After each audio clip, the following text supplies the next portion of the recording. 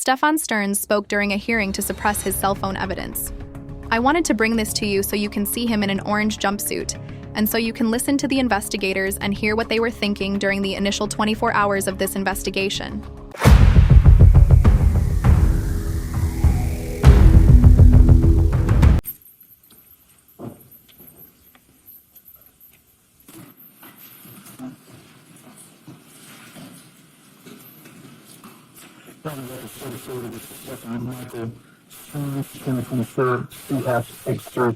Just for the record, you're going with the site, please. I'm rolling going for the state. Counsel on behalf of Mr. Sterns. Thank you.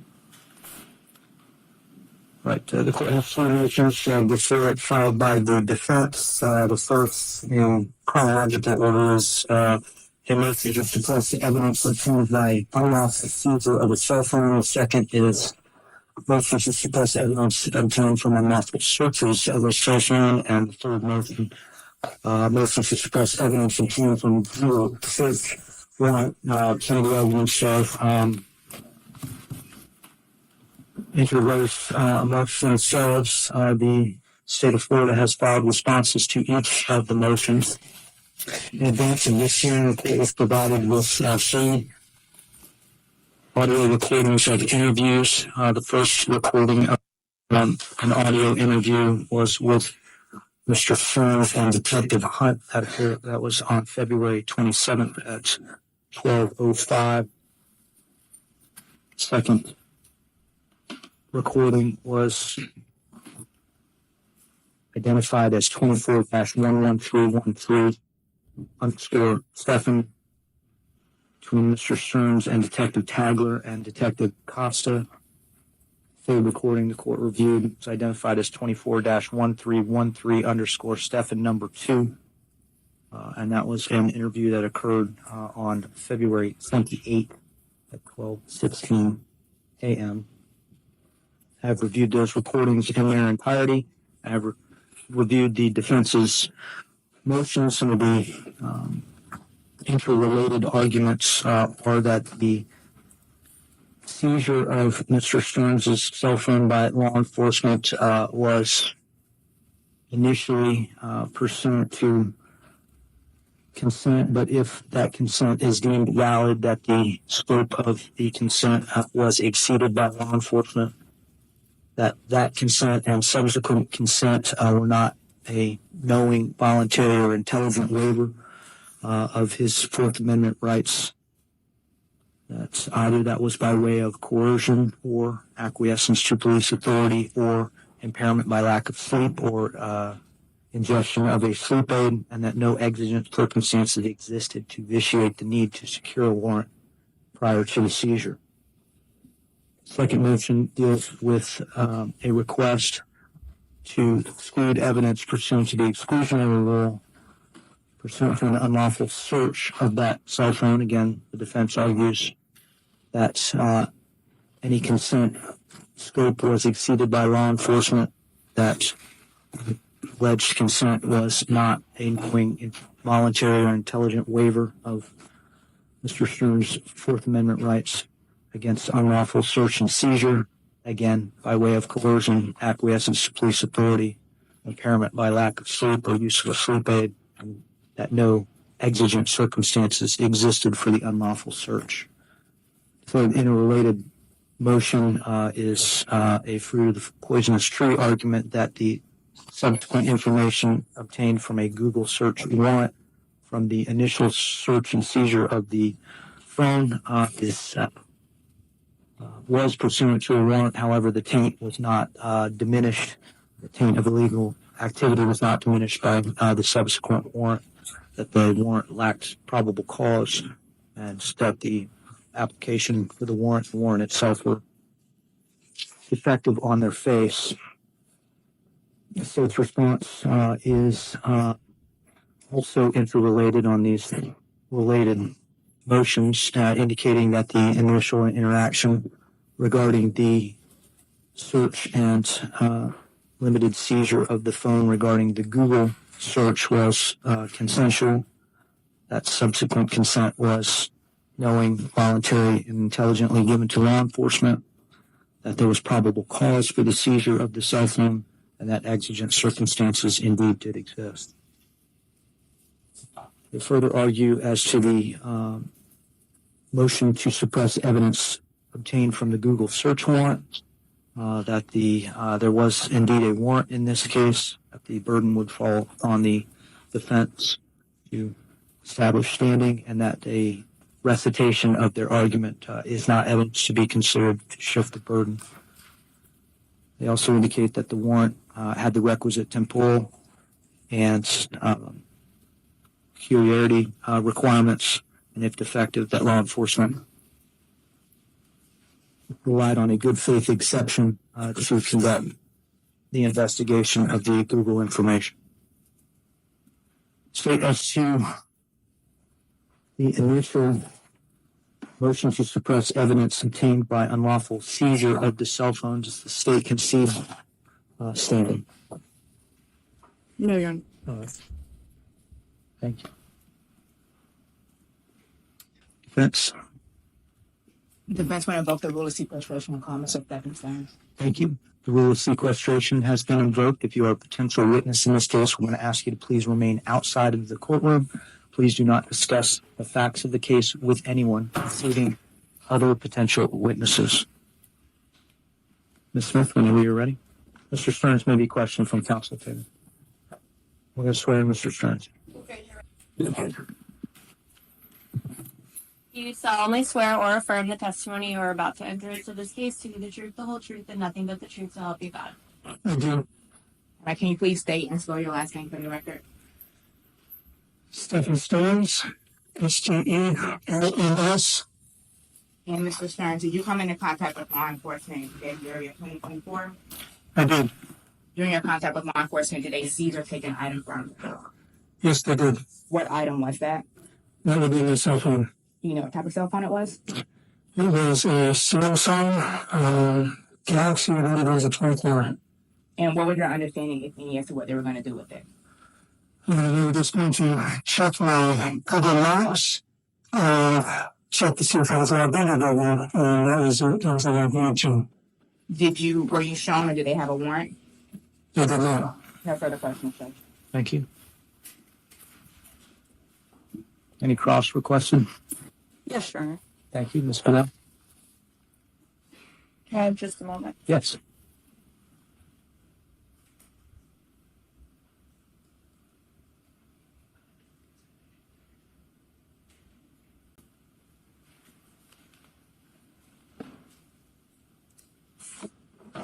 Mr. Sterns, you briefly discussed having a conversation with being interviewed by Detective Tagler and Detective Acosta on February 27th. Is that correct? Of last year?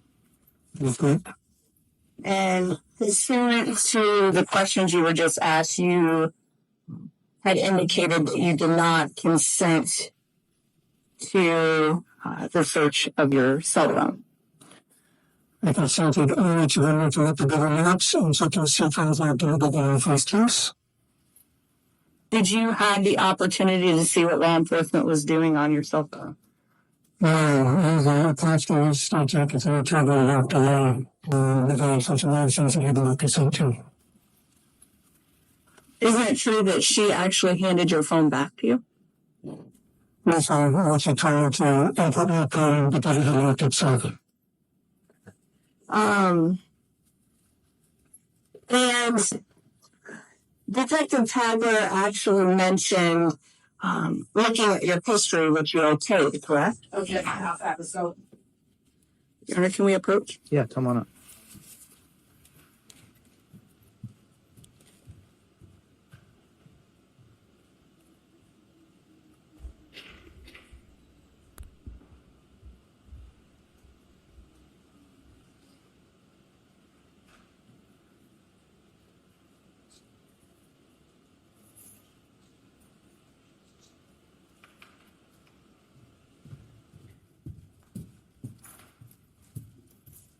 And the cell phone in question was in fact your cell phone.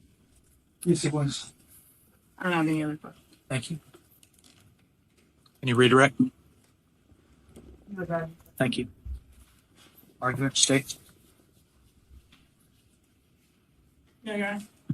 Court's going to find that there has been record evidence to establish that Mr. Stearns was the person that was affected by an alleged violation of his Fourth Amendment rights, that the property alleged in that violation was admitted to be his, and I'm going to find that the burden has indeed shifted to the state regarding the defense's motion to suppress evidence obtained from the unlawful seizure and search of the cell phone. State, do you anticipate presenting witnesses or evidence? Yes, Your Honor. Thank you. I'm going to call your first witness. The state will call Detective Francis Hunt.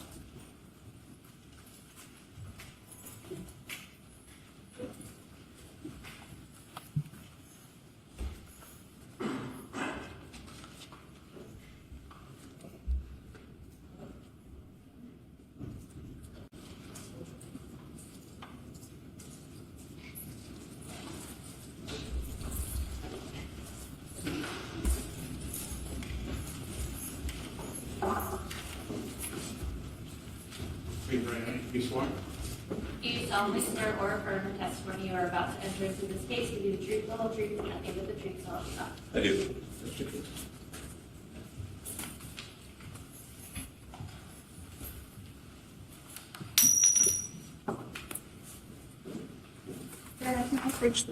Of course. Attorneys on both sides are welcome to move about the well as they need to.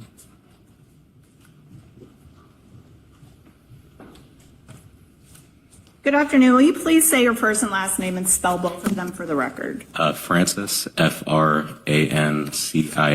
Hunt, Hunt. How are you employed? I'm a detective with the Orange County Sheriff's Office. What was your assignment with the Orange County Sheriff's Office in February of 2024? I was and am currently assigned to the Domestic Crime Squad. How long have you been assigned to that particular squad?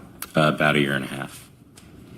How long have you been with the Orange County Sheriff's Office? About 5 years. Were you assigned to the investigation into Madeline Soto, who was reported missing? Yes, ma'am.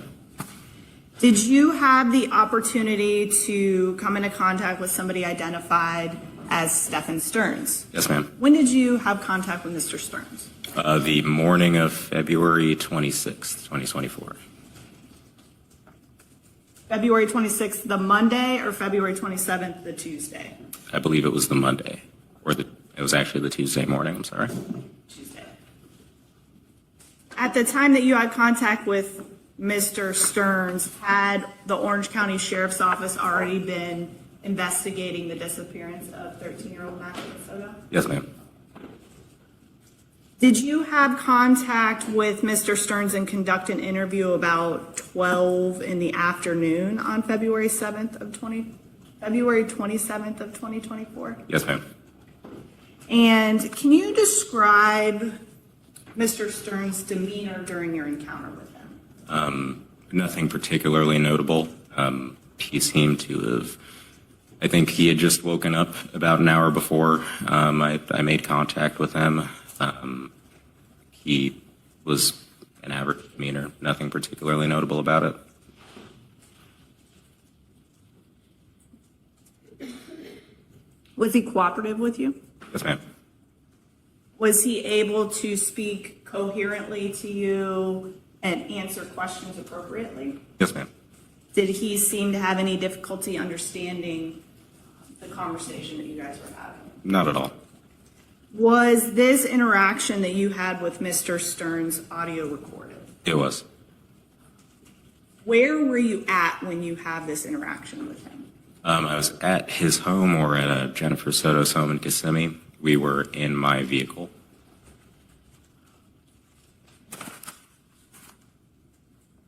Was this located at 4012 Santa Maria Drive in That's it. Kissimmee?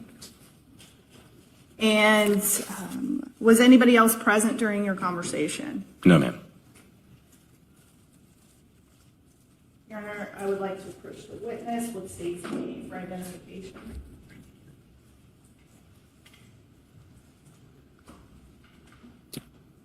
Did you have an opportunity to listen to the recording on state's A for identification?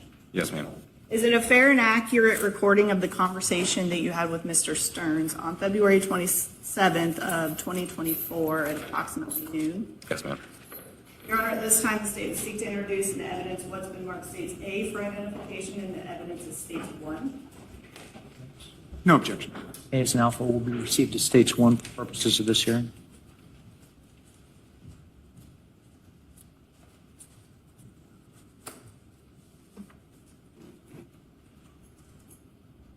During your interaction, you had indicated that you believe, well, actually here in court today, you indicated that you believed he woke up about an hour before you had contact with him. I believe so.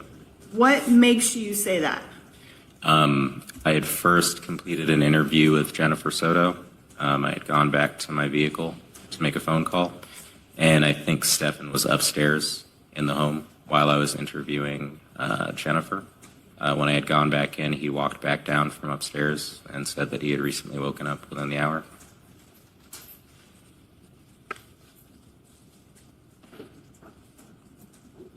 Can I have just a moment? No further questions. Cross-examination. Good afternoon, Detective. Good afternoon. So just to be clear, when you're doing this interview, you're inside of the house, right? I was in my vehicle. Okay. When you first met with Mr. Sterns, you met him inside the house? In the house, yes, sir. Okay. And then you took him outside and put him in your vehicle, right? Yes, sir. And when you did that, that's when you learned about him being sleepy, it sounds like? I don't think he was sleepy, but it sounded like he had woken up about an hour prior. Yes. Okay. Woke up about 11 a.m.? It sounds like the interview was noonish, right? Correct. At any point, did you ever seek a warrant for any of the cell phones or anything in this case? Oh, no, sir. Okay. Did you ever look at a cell phone? No. Did you ever ask him about a cell phone? No. Brief, no? Of course. Other questions?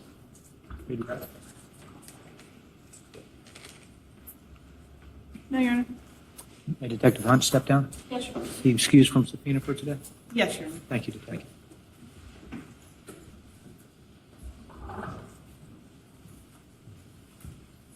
May I call your next witness? State calls Detective Myra Tagler.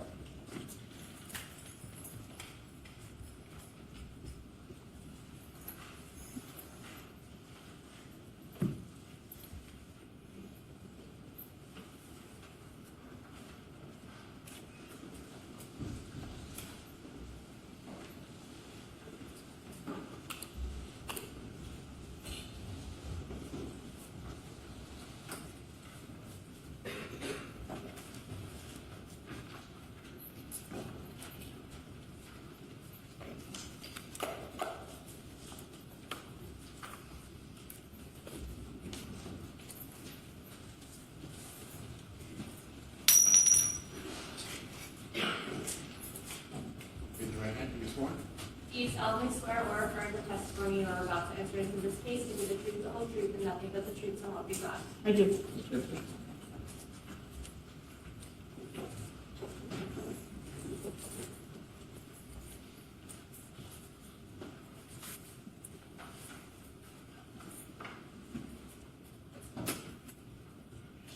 Will you please say your first and last name and spell both of them for the record?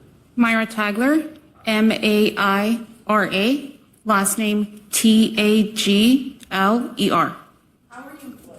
The Orange County Sheriff's Office, How long have you been with the sheriff's office? 9 years. In February of 2024, what was your assignment? I was assigned to the sex crimes unit. Are you still assigned to that particular unit now? Yes, ma'am. How long have you been in that unit? 3 years and 2 months. Were you working in your capacity as a detective in that unit on February 27th of 2024? Yes. Did you become involved in the investigation into the missing juvenile named Madeline Soto? Yes. How did you become involved? I was tasked to assist the primary detective at the time, Detective Hunt, with canvassing.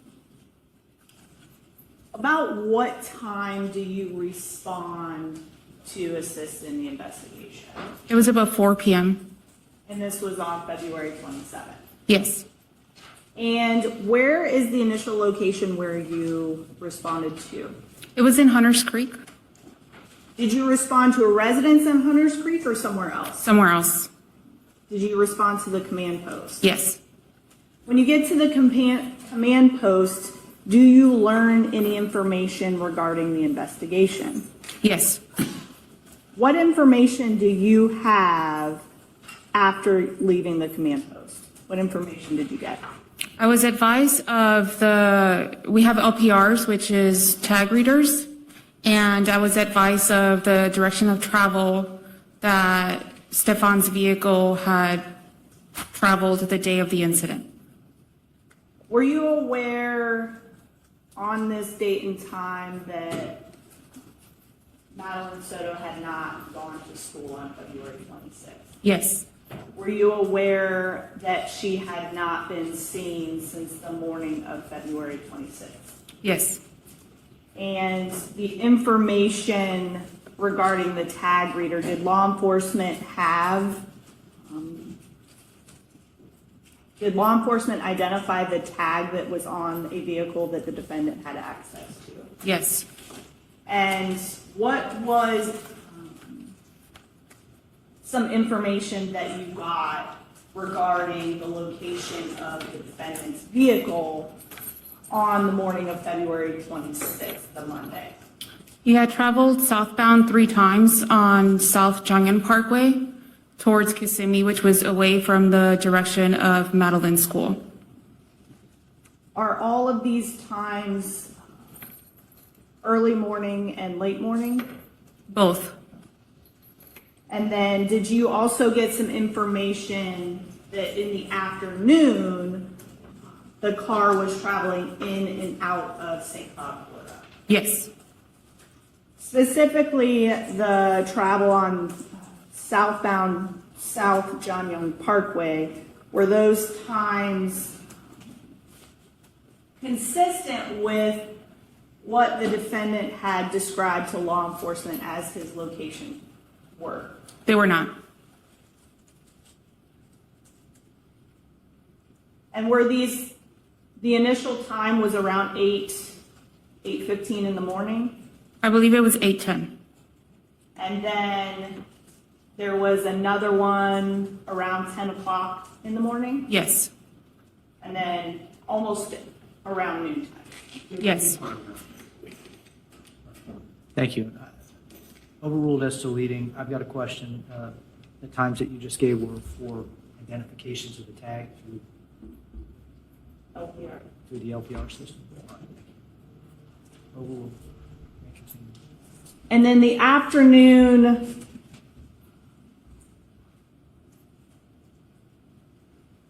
times of going in and out of St. Cloud, do you recall what those were? I do not.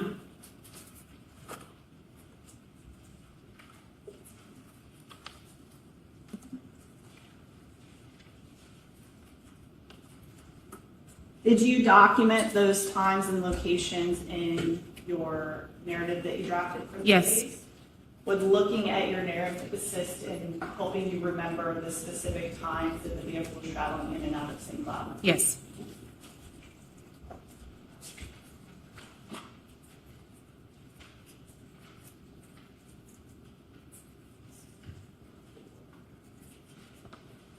Your Honor, I'm approaching the witness for the record with Detective Tagler's 11-page narrative.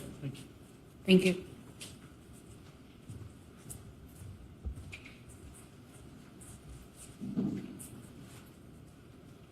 I'm looking at page 4. Does page 4 help refresh your memory as to the times that the vehicle was picked up on a tag reader going in and out of St. Cloud? Yes. What times was it traveling towards or into St. Cloud? It says eastbound on US 182 and Pecan Street at 13:05 hours, and westbound on US 192 and Academy Drive at 14:23 hours. And you were equipped with this information at the time that you responded and met with Mr. Sterns in this case? Yes. Were you aware as to who the last person to have seen Madeline Soto alive or have seen her was? Yes. Who? Stephan Sterns? Was that consistent throughout a lot of law enforcement interviews that were conducted? Yes. After you get this information and your task is to assist in the investigation, what's the next thing that you do? Detective Acosta and I respond to Kissimmee to their residence, and we meet with Detective Hunt. When you say their residence, are you referring to Miss Jennifer Soto and Madeline Soto's residence? Yes. That would be on the Santa Maria Drive. Yes. When you get to the address, who is there? Detective Hunt is there. There's other patrol deputies on scene, and Jennifer and Stephan. Is there law enforcement conversing with either Jennifer Soto or Stephan Sterns? Not at the time. Who is the first person that you speak with? Detective Hunt. Does Detective Hunt relay information that he obtained during an interview with the defendant to you? Yes. What information do you recall receiving prior to your interaction with the defendant? He stated that he had spoken to Stephan and Jennifer, and to his knowledge, Madeline had not made it to school, that Stephan had dropped her off near the school, and that they were supposed to go to McDonald's, but they didn't. And then he watched her walk towards the direction of the school, and then he went home. Did you receive at that time any information about the sleeping arrangements on February 25th of 2024, the night before? Yes. Detective Hunt told me that Madeline and Stephan had slept together in room number 4 because Jennifer needed to get more rest that morning. Equipped with this information, did you come into contact with Stephan Sterns? Yes. How did you know who was Stephan Sterns and how to find him in the area? Detective Hunt pointed him out. Was your encounter with Mr. Sterns audio recorded? Yes. As a detective, what is your uniform, for lack of a better word, when you are at work? What do you wear? Professional attire, like I'm dressed right now. You're not in a police uniform when you make contact with Mr. Sterns? I am not. How about Detective Luis Acosta? Same, not in uniform. Does anybody approach Mr. Sterns with you and Detective Acosta? No. Where is Mr. Sterns when you approach him? We're all standing behind his vehicle. When you say his vehicle, who are you talking about? The Lincoln? So the defendant's Lincoln. Yes. And at this point in time, is the defendant handcuffed? He's not. Is the defendant free to leave? Yes. How is his demeanor, meaning the defendant's demeanor when you're interacting with him? He was very emotionless, but otherwise able to answer every question that we had for him. Did the defendant, seem groggy, confused, unable to communicate with you? He did not. Did the defendant respond appropriately to questions that you were asking? He did. Would you classify his behavior towards you as cooperative? Yes. Can you explain to the court, I know that you indicated that you're all standing in the back of Mr. Sterns' vehicle, but can you explain to the court where everybody is positioned? Yes. I was standing on the left side of the trunk. Stephan Sterns was standing directly next to me. We were basically shoulder to shoulder. And Detective Acosta was standing closer to the wheel well on the right side and the corner of the car. Was Mr. Sterns' path of travel impeded by either of you? It was not. Was Mr. Sterns free to leave? Yes. Did Mr. Sterns ever communicate with you either verbally or by body language or physically a desire to end the communication with you? He did not.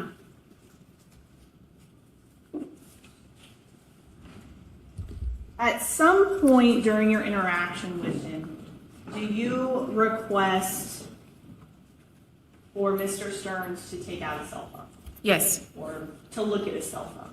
Yes. Can you remember where the cell phone was, where the defendant's cell phone was when you asked this question? I do not. It was in his possession, but I don't recall where he grabbed the phone from. Did the defendant consent to allowing you to look at his phone? Yes. And do you remember if Mr. Sterns' cell phone was password or passcoded, protected? It was. Who entered the passcode into the phone? Stephan.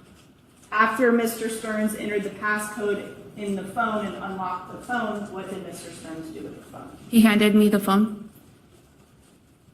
While you are holding the phone, where are you standing? In the same position next to Stephan. Do you hold the phone in a way to allow others to see what is on the phone? Yes. Where is Mr. Sterns at as you are looking at the phone? Directly standing next to me. And initially, the interaction and how the cell phone comes out, you bring up looking at maps in the phone. Correct. Are you familiar with the type of phone that the defendant had? I am not.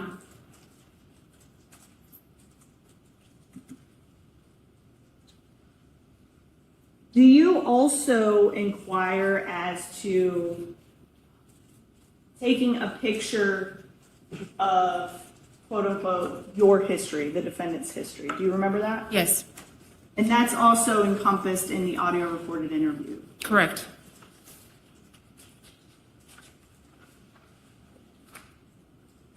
Does the defendant ever communicate to you any limitations on what it is that you're doing? He does not.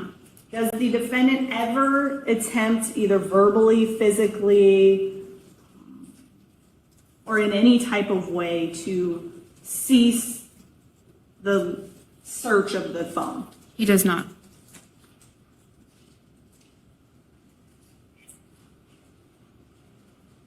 After you look at the maps, the history, what did you see?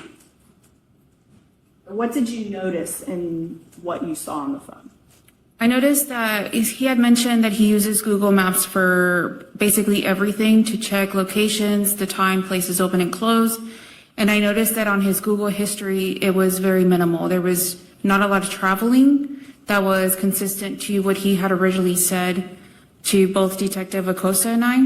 So then after that, I went to his call history and I noticed that there was also not a lot of information on his call history. And this was after you mentioned looking at his history. Correct. And during this entire time, did the defendant ever cease or withdraw his consent, either verbally or physically? He does not.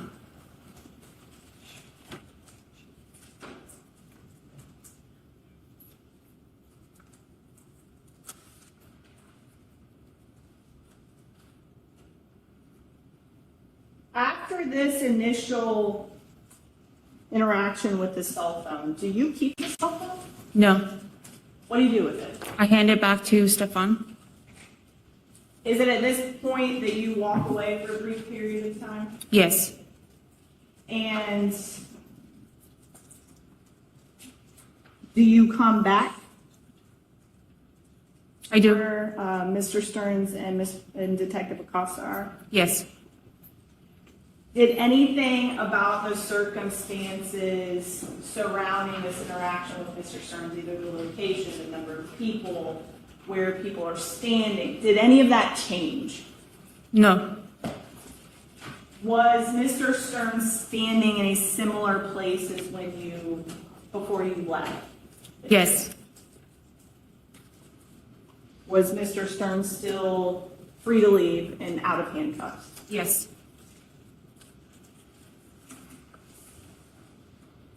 At approximately 7:57,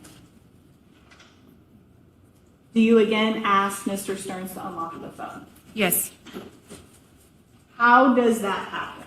Explain that process. He again enters the code and hands me the phone.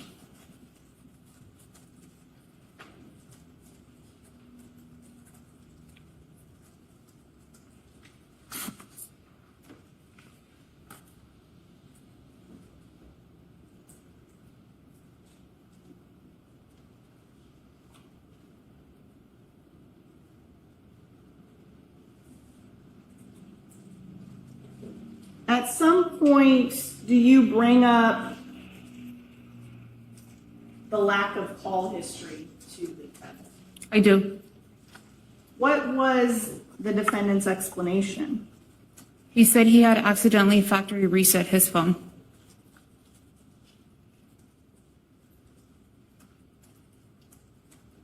After your interaction with him,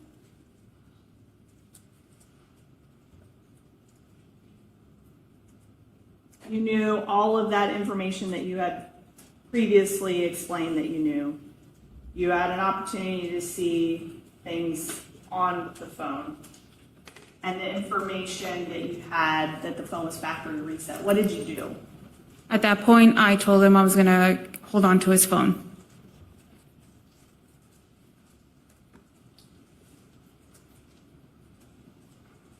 And that was approximately at 8 p.m., 7:59, 8 p.m. on February 27th of 2024. Correct. After this interaction with him, did you secure anything else No. other than the cell phone? Did you secure anything else or Oh, I did ask him to refrain from going back in his vehicle. his vehicle, meaning the Lincoln? Yes. Was Mr. Sterns able to enter and exit Jennifer Soto's vehicle during the time between your two interviews with him? Yes. Was he free to walk about? Yes. Did you or Detective Acosta remain where Mr. Sterns and Ms. Soto were? No. What were you doing in between your two interviews? After speaking with Stephan Sterns the first time, Detective Acosta and I went to the front of the apartment complex to speak with management and ask them to review their surveillance. After doing these additional tasks, do you speak to Stephan Sterns a second time? Yes. This is approximately 12:15 in the morning on February 28th, right? Yes. Was Mr. Sterns handcuffed? He was not. Had his movements been restricted in any way by you during your conversation? No. Were you wearing the same clothes that you had worn a couple hours earlier? I was. Who was with you when you spoke with Mr. Sterns? Detective Acosta. At any point in time during either of your interactions with Mr. Sterns, did you or Detective Acosta remove a firearm from your persons? Did you guys take your guns out? No. Did you threaten arrest or anything like that during your interactions with Mr. Sterns? No. This second interview that you conducted, was that also audio recorded? Yes. Was Mr. Sterns free to leave at the end of the interview? Yes. In fact, he did leave your presence as well as Nation Bay, correct? Correct.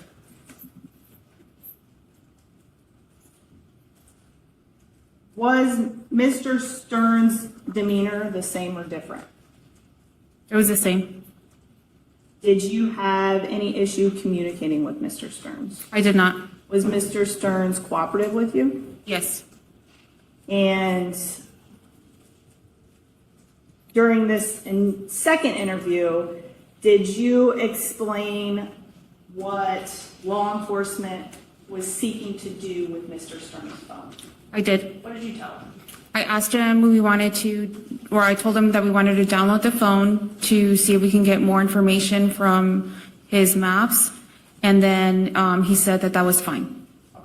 Are you sure that you specifically said that you wanted to download information, specifically the maps? Not just the maps, just any information on his phone. I told him that we wanted to get more information from his cell phone. Do you remember using the words, we want to download your phone, we want to go through your phone? Yes. During this encounter with him, you request specific consent from him to be able to go through the phone, right? Yes. Do you explain to him in your question what is going to happen or what your alternative route to obtaining that cell phone download is? Yes. What did you say? When I explained to him what we wanted to do with the cell phone, I asked him if I had his consent to download the phone or if I had to obtain a search warrant.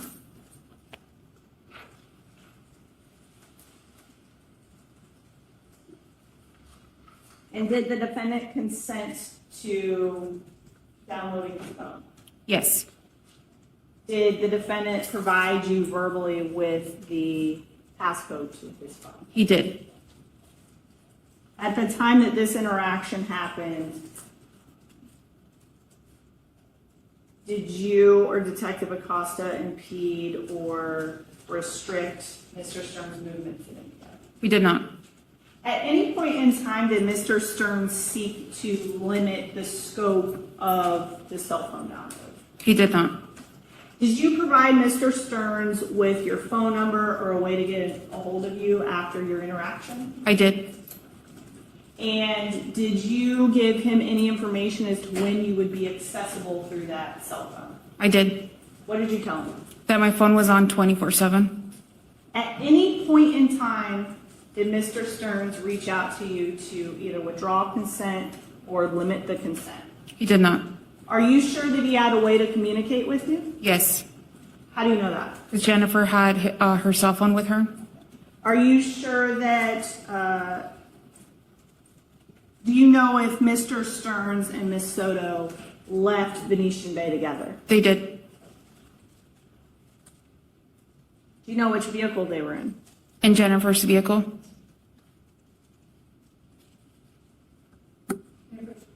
Yes.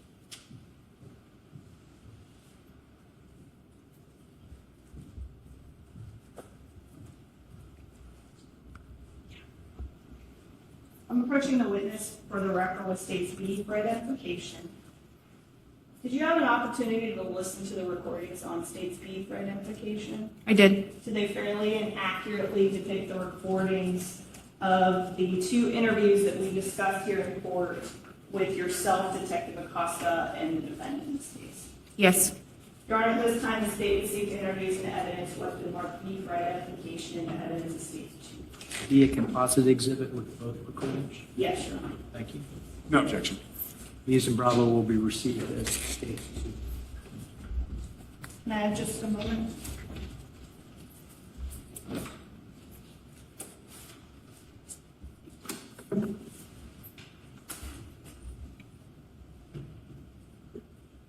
No other questions? Cross-examination? Good afternoon, Detective. So your interactions with Stephan Sterns, they were audio recorded, right? Correct. Okay, they weren't video recorded? No. Okay. And let's paint that picture. When you arrived on scene, you said that it was you and another detective present, right? Correct. Actually, I think it would have been 3 detectives, right? You, Acosta, and Hunt? Hunt was already on scene. Detective Acosta and I arrived later. Okay, so 3 detectives now on scene. Correct. Okay. And alongside those detectives, you said that they were patrol deputies, right? Yes. From the Orange County Sheriff's Office? I don't recall if it was us or Kissimmee. Okay. Were they wearing uniform? Yes. Did they have their badges? Yes. Did they have their guns? Yes. Did you have your gun? I did. Okay. And did you have their badge? I did. Okay. And when you arrive on scene, you said that you first went to talk to Detective Hunt, right? Yes. Okay. And then afterwards, at one point you start talking to Stephan Sterns, right? Yes. Okay. And this is outside of his house? Correct. Because it's not allowed to go inside his house at this point, right? Not at this point. The house was not secured. Right. And when you're talking about secured, that's for securing for searching the house, right? Correct. Okay. So the deputies are making sure that he's not going back inside his house, right? Nobody's doing that. Okay. So at what point, let me ask it this way. How did he get outside of the house? I don't know. I wasn't there when he was outside. To your understanding, how did he get outside? I'm not sure. The law enforcement have told him to? I wasn't there. Okay. And when you're talking with him, at no point did you say, you can go back inside, right? I did not. At no point did you say, you're free to leave, you can drive away, right?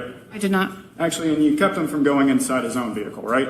I did. Because that was being secured for searching too, right? At that time, I just asked him to refrain from going back in his vehicle. Okay, so you didn't even tell him it was for a search? Not at that time. I wasn't sure what we had at the moment. Okay. And then when you're talking with Mr. Sterns, you kind of give us a general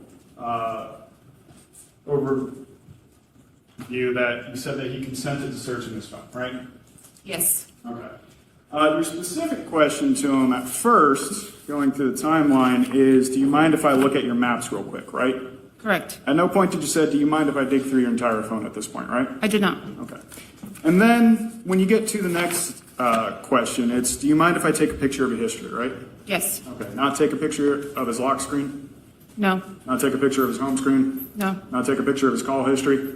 It was his history. Not take a picture of his emails? I did not. Not take a picture of the entirety of his phone, just his history, right? Correct. Okay. And then when you get to the next thing, you say, is it okay, let me make sure that's right. Is it okay if I go in your settings real quick? I just want to see if you're logged onto your Google, right? Yes. And at that point, Mr. Sterns tells you that he is not logged into his Google, right? Correct. Okay. But then you keep pressing and then you say, is it okay if I check? I asked. I didn't press. Okay. You asked if it's okay he checked? Yes. Okay. And at that point, it was just to check whether he was logged into his Google, right? Correct. Not going through the entirety of his phone. Correct. You never asked him, can I go through the entirety of your phone? He was standing next to me while I was on his phone. Okay, so it's your basis that he has to say no, you can just keep digging until he says stop? Correct. Really? He was standing next to me and he saw what I was doing on his cell phone. And did you ever ask him to go through the rest of your cell phone? I did not. Did you ever ask him to go into his call history? I did not. Did you ever ask him to go through his Google Drive on the phone, if it was? I never looked at his Google Drive. Okay. But you were looking at the rest of his phone, right? I looked at his call history and his Google Maps. Okay, because you were trying to figure out that timeline, right? Correct. It's the only thing you were looking for at this point, right? Correct. Okay. Did you ever go into the photos on his phone? Yes. While he was there? Yeah, he was standing next to me. Okay. Did you ever ask him if you could go through his photos? I did not. Right. And when you're going through those photos, I mean, let's talk about that. How many of his photos did you look at? I think it was maybe 2 or 3 of the day Madeline went missing. Just to be clear, you're not just looking at like the big grid, you start going into actual pictures? I don't recall if I actually clicked on any of the pictures Okay, so how do you know that you were just looking at 2 or 3 of those? because it has dates on, like if you look at the grid, it shows dates for pictures. Okay. And at any point, I'm just rephrase, at no point did you ask him to look at his photos? I did not. Then you go back to his Maps app at some point, right? Correct. And at that point, you're talking to him about the Snug Street address, right? Yes. Okay, and you never asked him if he could go back to the Maps app at that point, right? I did not. Okay. And just to be clear, nothing is visually recorded at this point. Correct. So when you say that you handed him his phone back, you never actually said, hey, here's your phone back, or anything like that. I did. I said, here you go. Here you go. Now, when you get the phone back from him, what do you say? I said, can you please unlock your phone again? Okay. And at that point, it's still you and Detective Acosta standing with him, right? Correct. Because you both are kind of tag teaming him, questioning him, right? We're both talking to him. Okay. Specifically, at what point did you say, here you go, when you handed him his phone? Right before I stepped away. Okay. You sure here you go are your exact words? I don't know if it was my exact words, but I did hand him the phone and I said, here you go. It's in the audio recording. Interesting. Okay. And then at this point, you said you got him to unlock his phone again, right? Yes. And that's when you started digging through his call history, right? I'm not sure what I looked at when I had the phone back. Well, you specifically said, I also noticed I was checking your call history. I noticed you don't have anything before this morning, right? Yes. Okay. And at no point did you ask if you can go into his call history? I did not.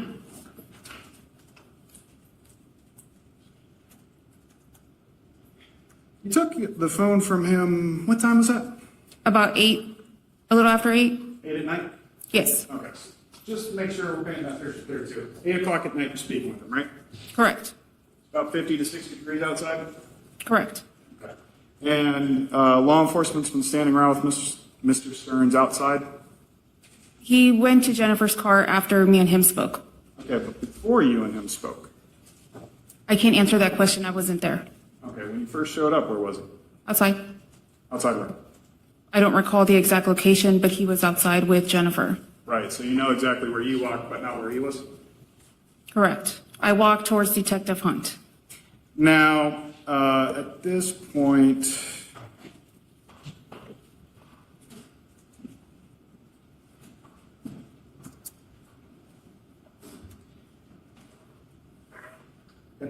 you collect Mr. Sterns' phone away from him for the final time that he has his hands on it, right? Correct. And when you take that phone away from him, you don't ask him for his phone. You take it from him, right? I already had the phone. Oh, right. And then you told him specifically that at this point, we're keeping your phone. Correct. Okay. Didn't give him a choice. I said, I'm going to keep your phone. We want to download your phone. Excuse me, what was the exact phrasing that you just said there? That we wanted to download the cell phone. You said that during the first interview. The second interview, not the first one. Talking about when you took the phone away from him, the first time, during the first interview. When did you tell him that you were going to download the phone? The second time. During the first interview, when did you tell him that you were going to download it? The second time I spoke to him, not the first time. You never said it the first time. I did not. Right. And then when you're talking with him that second time, you actually state to him, your exact words are, Objection improper. Response? I'll rephrase. When you speak with him, did you tell him that we had previously said that we were going to download the phone? Yes. Your interactions with him were recorded. Correct.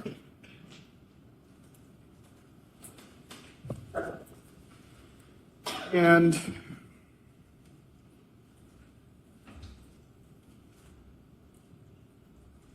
when you originally took the phone from Stephan Sterns, Mr. Sterns was concerned about staying in touch with his father, right? Correct. Okay. And that's the point where you told him, well, you can just talk to him through Jen's phone, right? Yes. And at no point was he asked to consent to seizing his phone, right? Correct. At no point did you ever give him any form or anything to consent to seizing his phone? I did not. Everything's audio recorded. Okay. And at no point did you ever get a form from him consenting to downloading his phone? I did not. Because everything's audio recorded. Correct. Got it. And you collect the phone 8 at night. It's about 1:30 in the morning, you talk to somebody again. It's not. It's about midnight. About midnight, okay. 4 hours then? Just about. Okay. You had phone in your possession? It was in my vehicle. Okay. Ever apply for a search warrant at that point? I did not. Why not? I didn't need, I didn't have like enough information yet as to what we were doing with the case. Elaborate on that for me. What do you mean you didn't have enough information? We knew that something didn't sound right as like was speaking with him with like the timeline and things like that. But we weren't sure exactly what we were doing yet. I was waiting for my supervisor to contact me. Okay. And when your supervisor contacted you, did he or she, excuse me? Did he tell you to get a warrant? He did not. Okay. Did he tell you to try and get that cell phone downloaded? He did. Okay. And how did he tell you to get that cell phone downloaded? He didn't. He just said we wanted to get the phone downloaded, and that's when I asked Stephan if I had his permission to download the phone or if I needed to get a search warrant. Right, you gave him the ultimatum at that point, right? I asked him 2 questions. Okay. So we can either get the phone or you can get a warrant, right? Correct. Now, at any point during these interactions, did you ever tell Mr. Sterns that he could have his phone back? I told him his phone was going to be downloaded overnight and that he should probably get it in the morning. Okay. And prior to the second interview, did you ever tell him he could have his phone back when you just took it from him? I did not. Okay.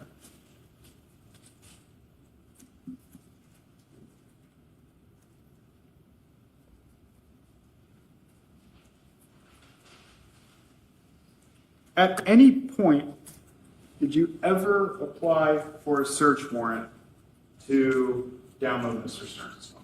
I did not. Did any other detective do that? No. Okay, because you're relying on that consent, right? He gave us consent to search his phone. It's a yes or no. Were you relying on the consent or did you get a warrant? He gave me consent.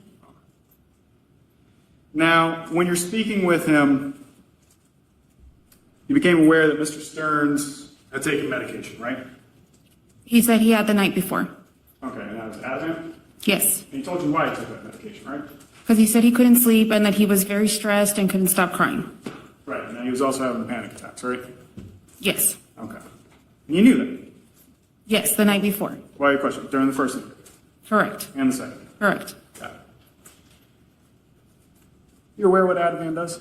I don't take Advance, so no. Okay. You ever deal with anybody that taken Ativan? No. Objection relevance. As to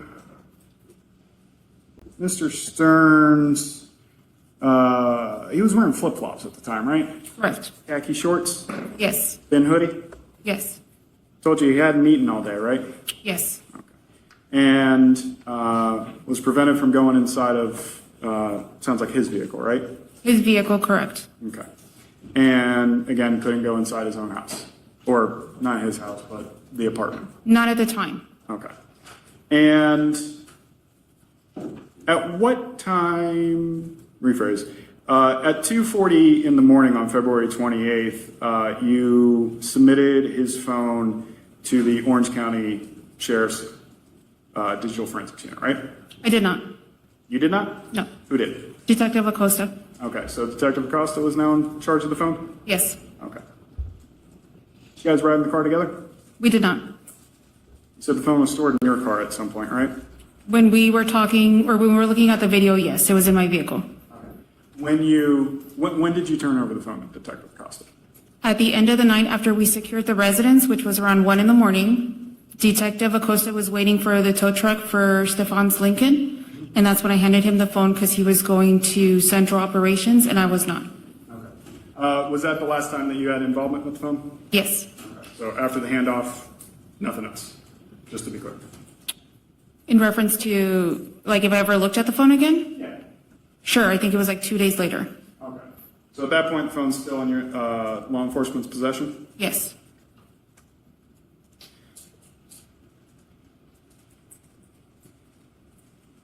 Brief moment to confirm? Of course.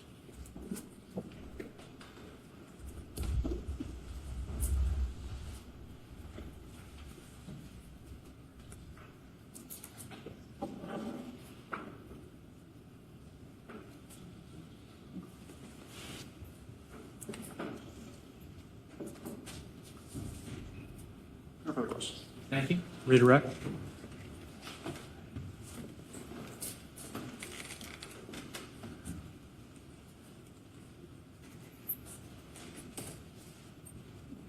Defense mentioned that there were other law enforcement personnel that were at the apartment complex. During your interactions with Mr. Sterns, who was in the immediate area? Just myself and Detective Acosta. Everybody was kind of just hanging out in the area.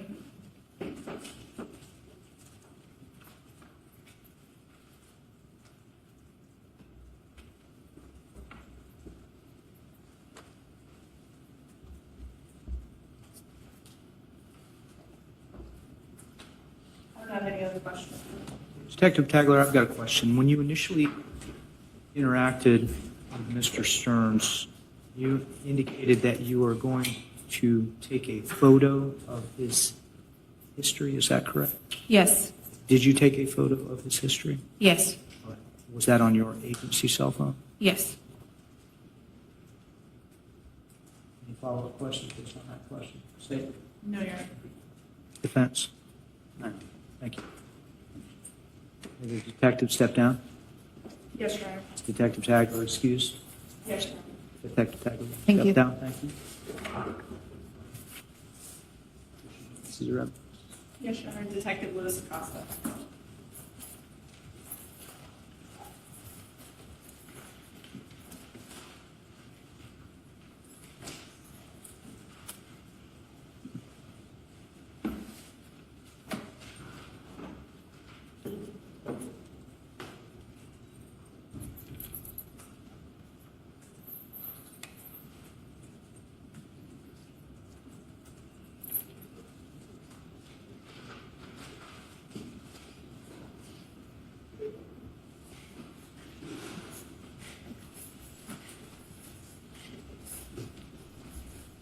Raise your right hand to respond.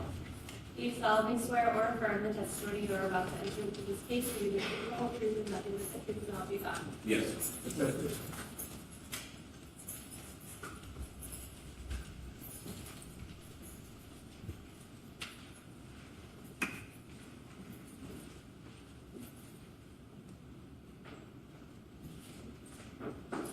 Will you please say your first and last name and spell both for the record? Louis Acosta, Luisacosta. How are you employed? Orange County Sheriff's Office as a detective. How long have you been with the sheriff's office? 5 years. In February of 2024, what was your assignment? I was a detective with the Orange County Sheriff's Office Sex Crimes Unit. How long had you been in that unit at that time? Approximately 6 months. Are you still assigned to that unit? Yes. How did you become involved in the investigation of missing juvenile Madeline Soto? I was the secondary on-call detective at the time, and I assisted Detective Tagler with the investigation, going over to the command post.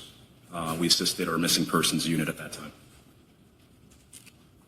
What information did you learn at the command post? We learned that Maddie Soto had been missing for a little over 24 hours. She was 13 years old. We knew that the last person who had seen her was Mr. Sterns. Just, that basic information. Okay. Did you also get information regarding LPR tag reader hits on Mr. Sterns' Lincoln? Yes. And you also got the timing of those tag reader hits? Yes. Did you respond along with Detective Tagler to 4012 Santa Maria Drive in Kissimmee? Yes. And did you learn any additional information prior to speaking with Mr. Sterns at that address? Yes. Prior, we were briefed of Detective Hunt, who's the initial primary detective assigned, just some additional details. For example, that she slept in the same bed as Mr. Sterns, things like that.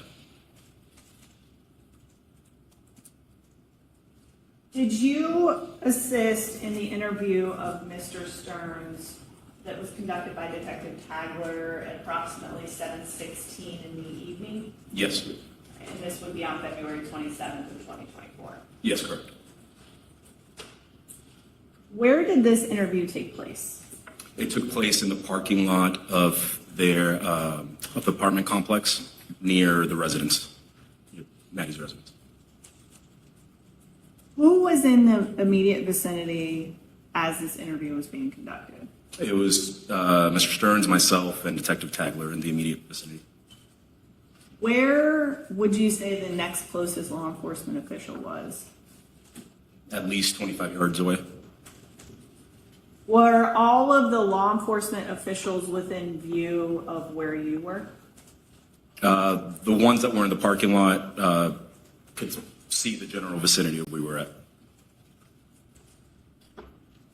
How many law enforcement officials would you say were in the parking lot area of where the interview was conducted? Maybe 10, fewer than 10. And were these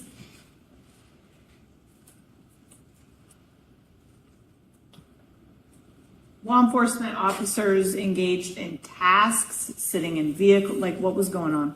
Yes, just kind of setting up a perimeter around the area, making sure media didn't get too close, just kind of standing by for tasks.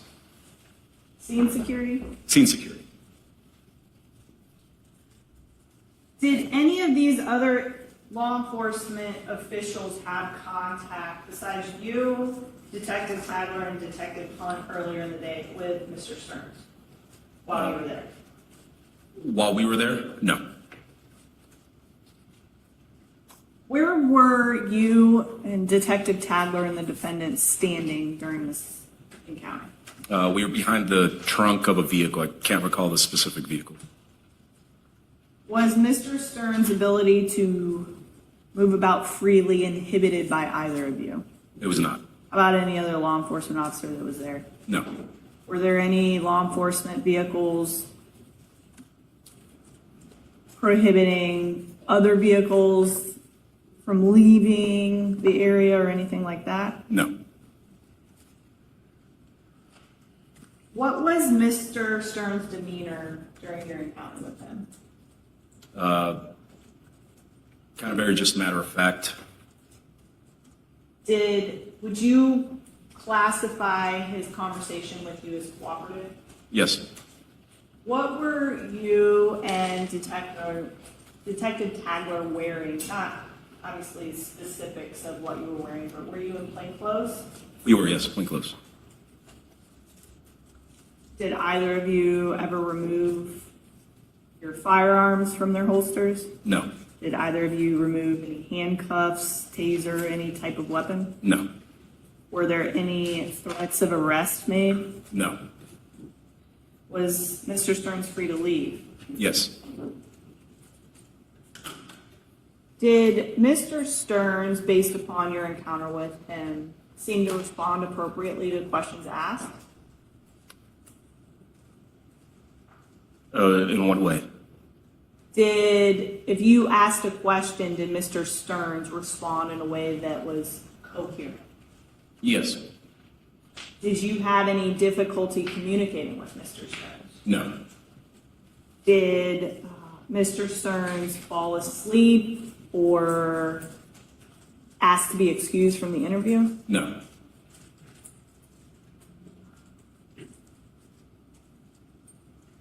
At some point, did Detective Tagler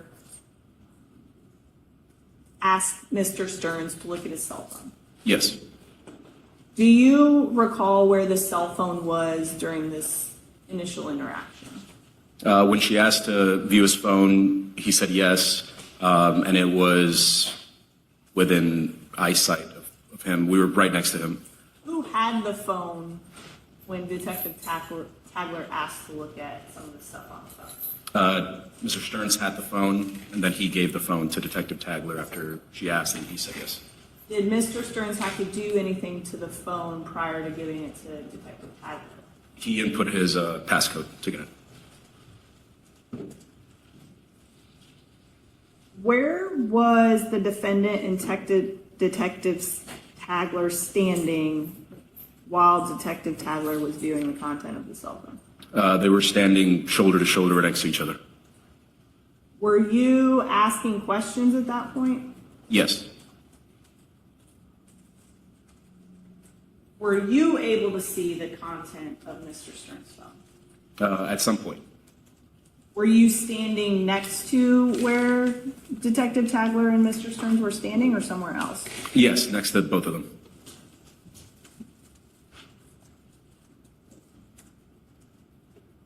Was Mr. Sterns facing the general area of where his cell phone was being displayed from? Yes.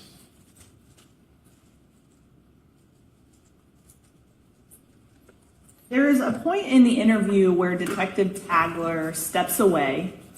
Prior to stepping away, what is done with the cell phone? She gives the cell phone back to Mr. Stearns.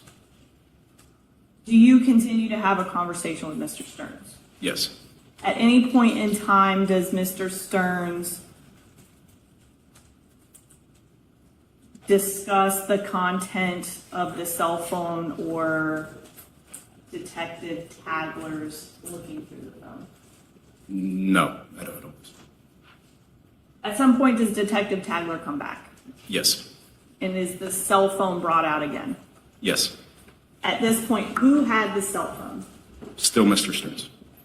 When Detective Tagler asked for Mr. Stearns to unlock the cell phone again, does he do so? Yes. Does he have to enter the passcode again? Yes. Are the circumstances surrounding this interaction the same as what you described previously as far as location and people involved, the defendant's ability to leave? Yes.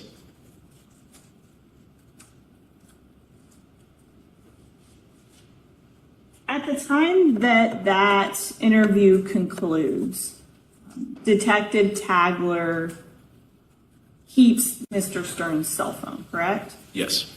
What information did you have together about the Madeline Soto investigation?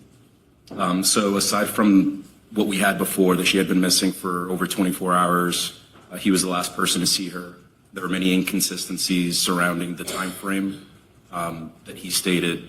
He dropped her off and other things. And then the tag readers and information that we had about his movement.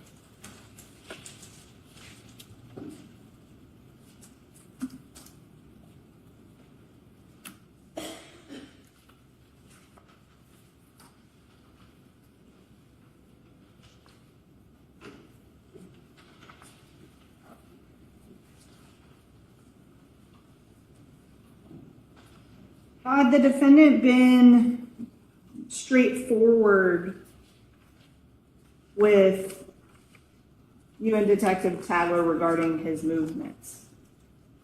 No.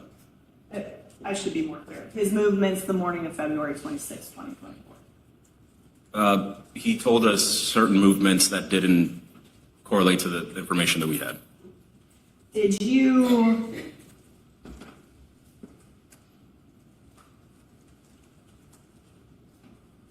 confirm with the defendant that he regularly used his cell phone to get places, look up addresses, get store hours, directions, things like that? Yes, I believe that was brought up.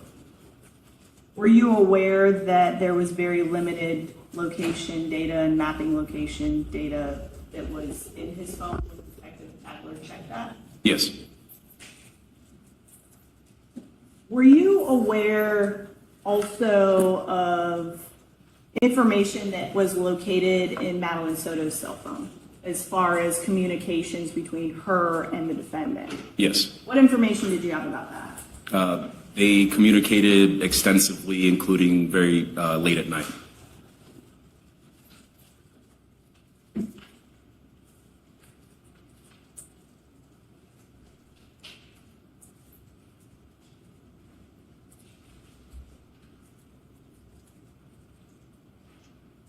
Were you also present with Detective Tagler at the conclusion of this interview between the second interview that was conducted at 12:15 a.m.?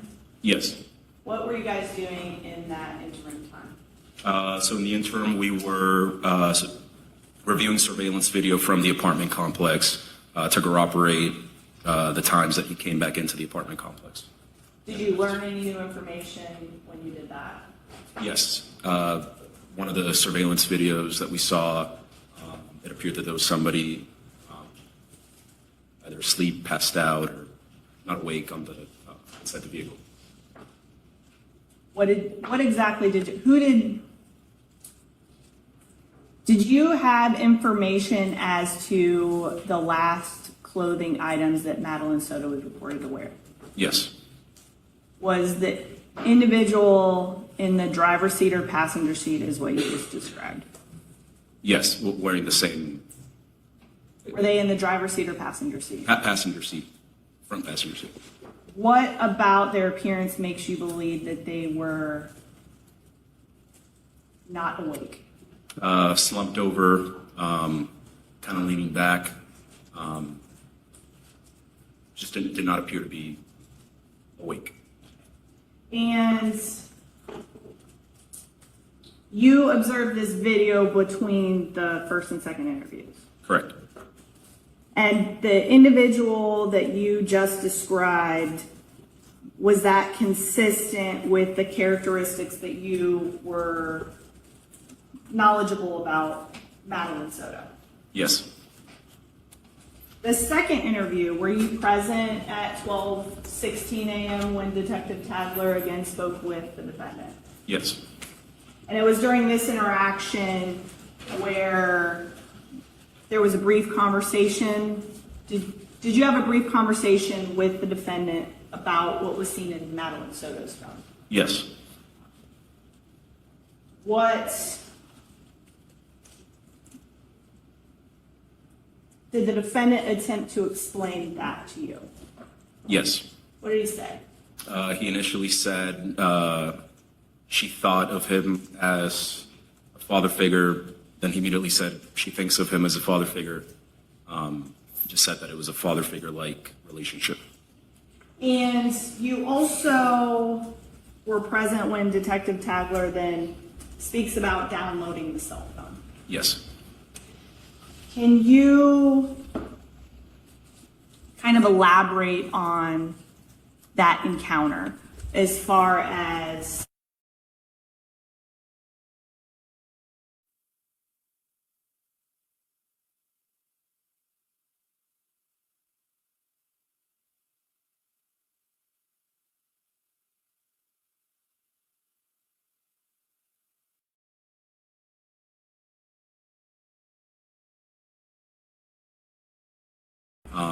She explained that we'd be taking the phone,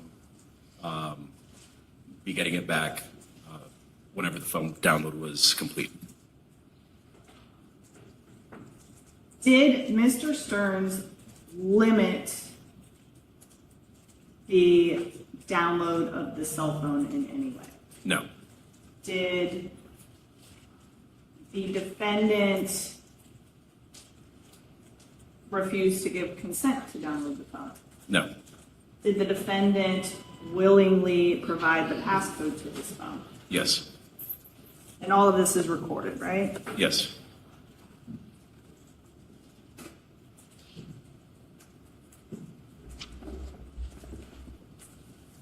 At what point do you recall learning that the phone was factory reset?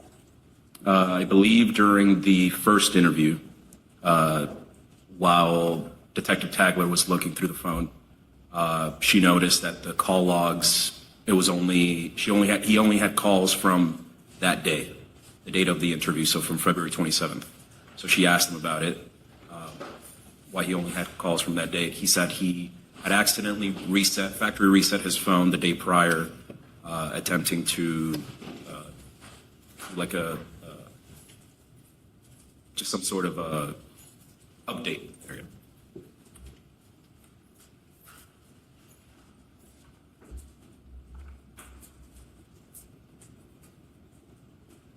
As a law enforcement officer, have you had the ability to seize or collect cell phones belonging to individuals during investigations? Yes. When a cell phone is taken, are you aware, or do you put the cell phone in airplane mode or secured in any way? Yes, it's placed on airplane mode. Why? To prevent it from being remotely reset or anything being deleted remotely. So you're aware of that possibility? Yes.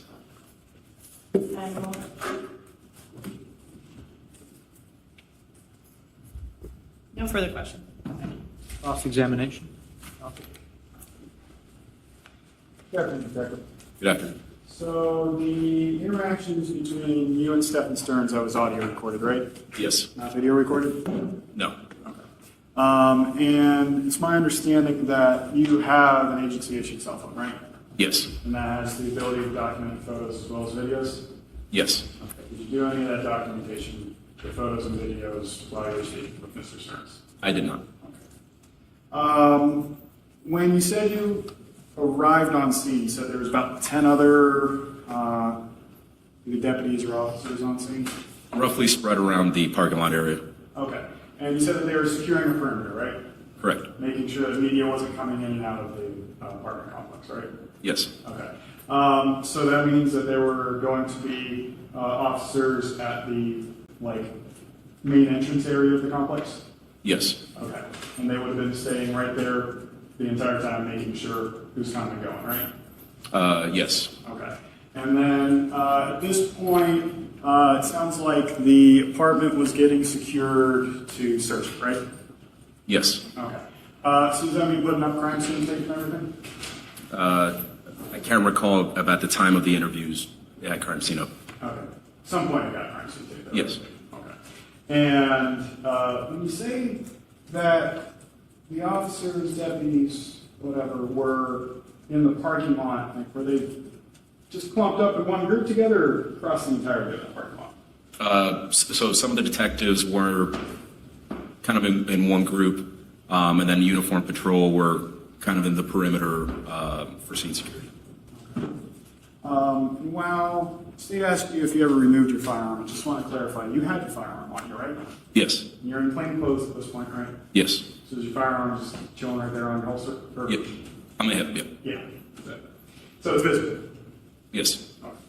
And you said that while you're questioning, well, you and Detective Tagler were questioning Mr. Sterns, you're both standing by a vehicle, right? Yes. I don't know whose it is, but it was a vehicle, right? Yes. Okay. And at this point, Tagler's questioning him, you're questioning him, he's in the middle of you two, right? I can't recall where he was between both of us. Okay. But you're all towards, it sounds like the back of the vehicle? Yes. Okay. And you had stated that while Tagler's taking a look at the phone, you're close enough to see the phone, right? Yes. Okay, so you can actually see what's happening on the screen? Yes. Okay. So it's not like when we're saying that you're standing around the vehicle, somebody's over by the front of the car over here and somebody's all the way at the trunk of the car over here, you're all grouped up together, right? Correct. Now, it was during that first interview that you learned that the phone was factory reset somehow, right? Yes. And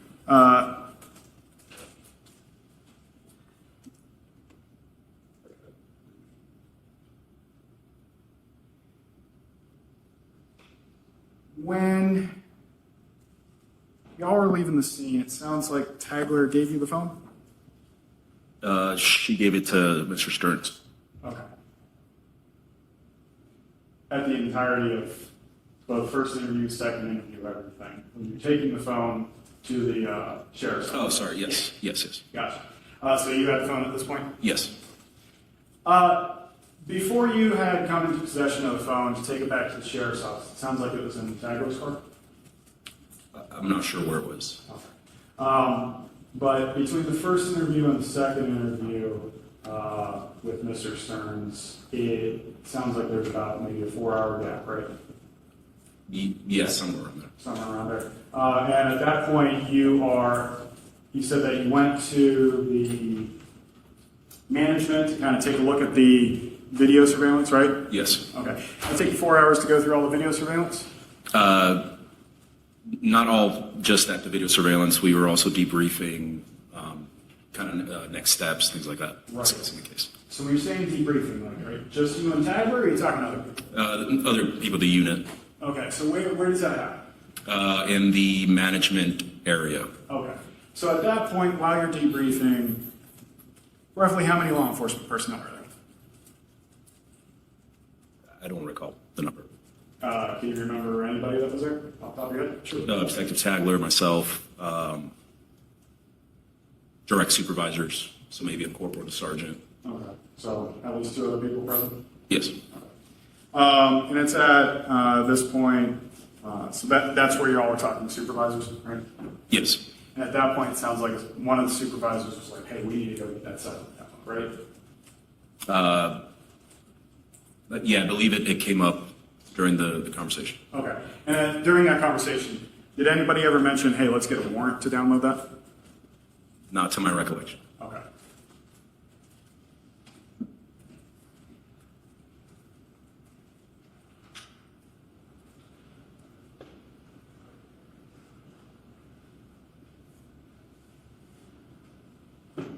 After you take the phone to the sheriff's office, do you ever interact with the phone again? No. Okay, so you just hand it off to the forensics guys and you're done? Yes. And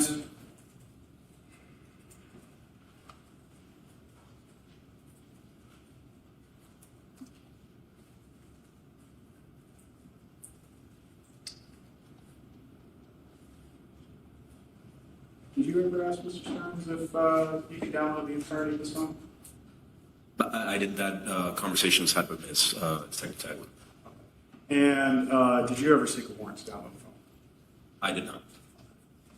Did you ever attempt to draft a warrant of anything? I did not. Your comment to confirm? Sure.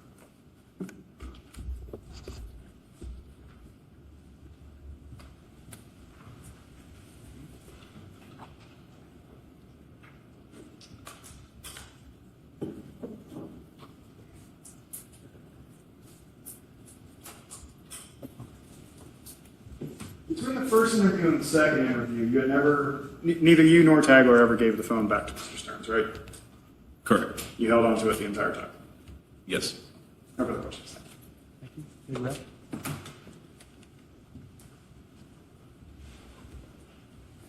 Did you conduct any interviews between the first and second interview with Mr. Stearns?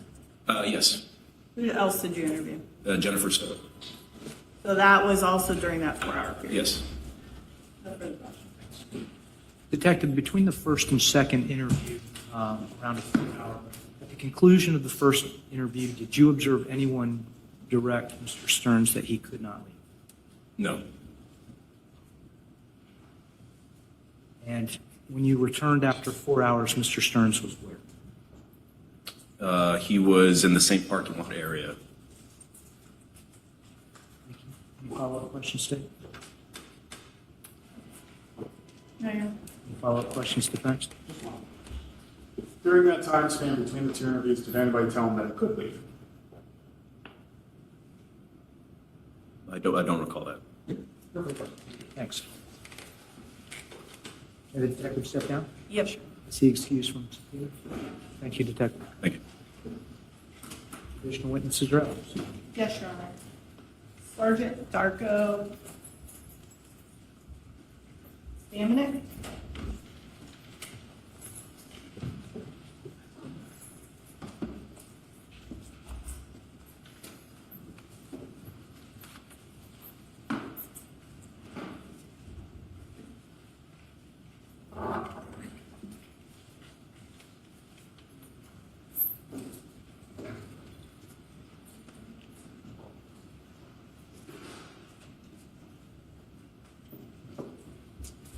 Please raise your right hand for this morning.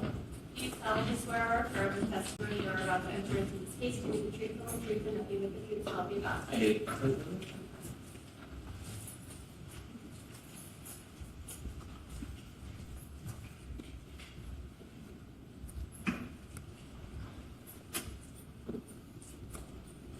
Will you please say your first and last name and spell both for the record? Darko Stamenik, D-A-R-K-O-S-T-A-M-E-N-I-C. How are you employed? I'm currently a sergeant at the Orange County Sheriff's Office Digital Forensics Squad How long have you been a member of the forensic squad? since June of 2023. What type of training have you undergone to perform some of your duties in the forensic team? So going back to college at the University of Central Florida, I minored in IT. After that, I went to Cellbrite, school where I became a Cellbrite certified operator as well as Cellbrite certified physical analyst. Those are two certifications that we have to use some of the tools that we use. And then I also went to the International Association of Computer Investigative Specialists, where I obtained my certified computer forensic examiner certification as well. Did you download any phones as part of the investigation into the disappearance of Madeline Soto? Yes, I did. Did you first download a phone that belonged to Madeline Soto? Yes. When did you begin that cell phone download? It was shortly after 2 p.m. on February 27th.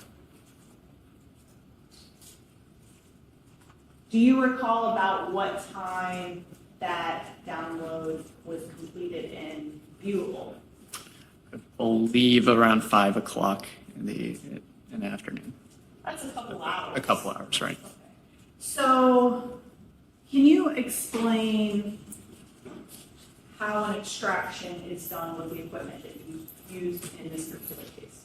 Yes, so we have a tool that we use to extract the data. So we connect the phone to a tool. The tool's able to extract the data, bypass any whatever passwords there are on the phone, if there are any, extract the data from the phone. Then we take that data and we have another tool that parses that data, basically makes it readable by a human.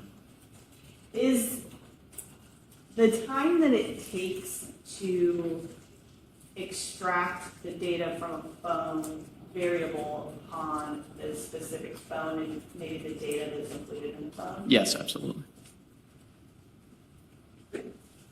Specifically with Madeline Soto's phone download, after it was completed, did you have the ability to share the data with other law enforcement officials that were working that same investigation? Yes, I did. How did you do that? So we have a tool where we're able to upload that data that we extracted, and we're able to share it in the cloud to detectives, so detectives out in the field can view it. Did you do that with Madeline Soto's cell phone the same day that Yes. you covered the data? Yes, I did. Did you also complete the cell phone download for the defendant, Mr. Sterns, in this case? Yes, I did. Do you recall when you received Mr. Sterns' cell phone? Yes, so shortly before 3 a.m. on February 28th.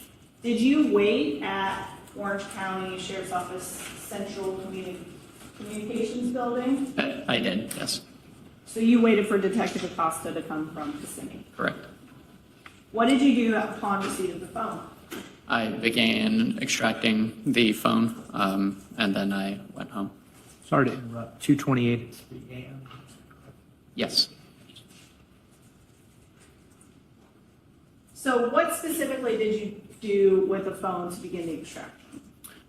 Connected to a tool and follow the procedures on the tool to begin the extracting the data. Was the cell phone itself secured in any way prior to your receipt of it to secure the data in the phone? Yes, it was placed in airplane mode. And after you plug the phone into the equipment that you utilized, you said you went home. Correct. Did the cell phone download process during your period of absence? Yes. Did you secure the room that this was being completed? Yes. And what time did you arrive back? I believe it was about 8 a.m. Did you check on the progress of the phone download when you arrived back? Yes, Was it completed? it was. Can you explain, for this particular phone, I believe it was a Samsung type phone? Correct. How do you factory reset it? Yes, so you have to go into the settings of the phone. I believe the next button says general settings. So you have to go into there. Once you go into there, you have to scroll to a button that says factory reset. Once you press the factory reset button, it asks you a couple of times if you're sure. It makes you type in your PIN code to the phone again to verify that it's you to reset the password, to reset the phone, I'm sorry. So it's multiple steps to actually accomplish a factory reset. It is, yes.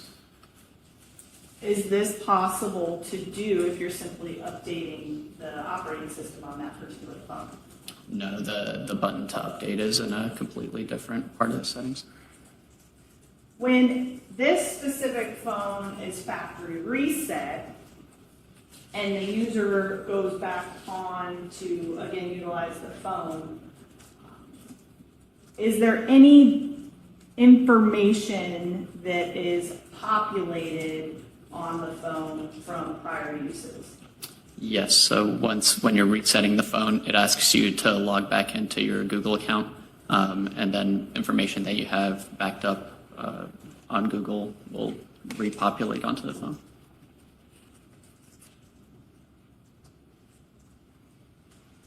If the phone is placed in airplane mode, does that prohibit the phone from resyncing with a Google account?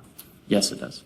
If items are subsequently deleted from a Google account and the phone is in airplane mode, do the items remain on the phone if they've been backed up? They do. If a phone is factory reset, is it still possible to obtain location data and other information from before the factory reset? It is, yes. How do you do that? Different ways. So, for example, the pictures, if pictures are backed up, if the pictures are pulled again, the pictures may have location data associated with them. So things of that sort.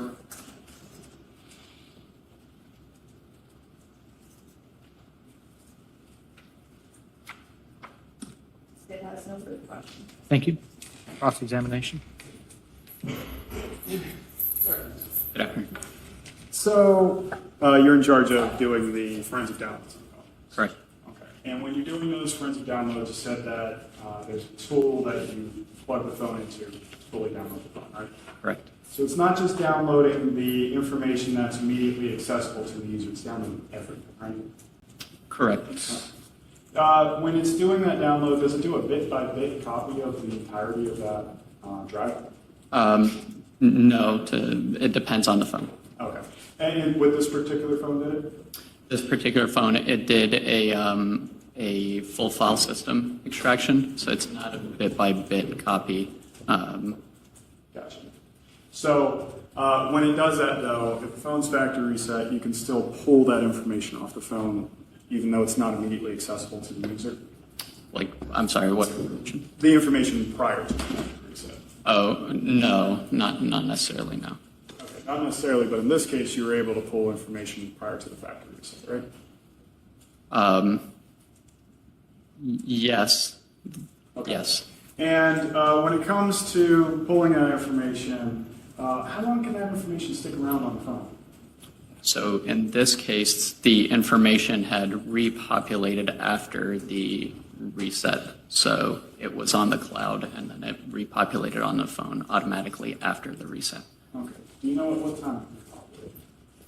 It was, I believe, around 2 a.m. After the reset. I believe the reset was around midnight, and over the next couple of hours, the phone repopulated. When you're saying 2 a.m., same day you downloaded it or before? No, it would have been when the phone was reset, and I don't want to speculate on the date. Gotcha, no problem. When it comes to a phone being factory reset, are you on any kind of timeline to make sure to recover data? Not really, no. Okay, so that's not a concern to law enforcement, right? No. Okay, so once it's factory reset, doesn't matter. Right. Of course.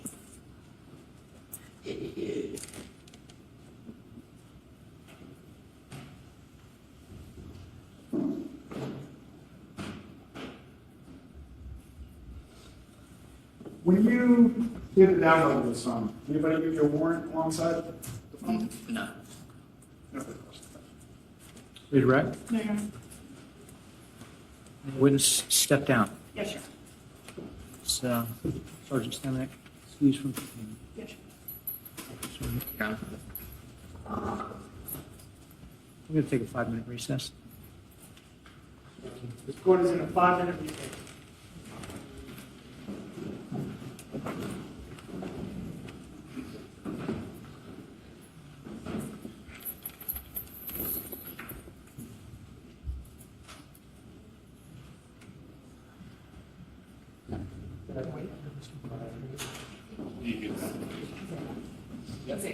No?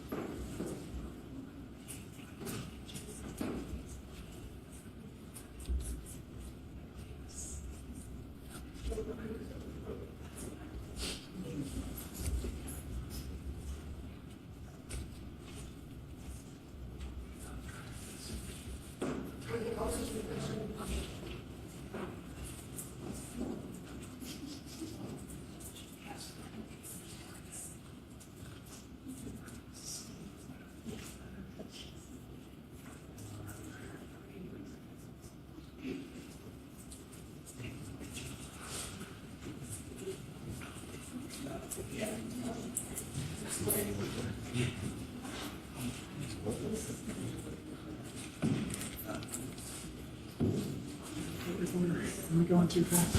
Yeah. I know sometimes I can get on a roll. And... A little bit. Just making sure. Yeah, exactly.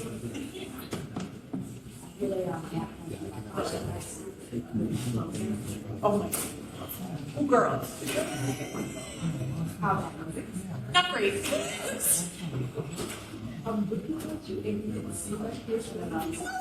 Fake it. I fake it. Next time I might give you like a little Yes, and I wasn't prepared to do something, they were like, give me a call, give me a, it's okay, it's okay, it's sort of, change that, and then she came back up and started saying.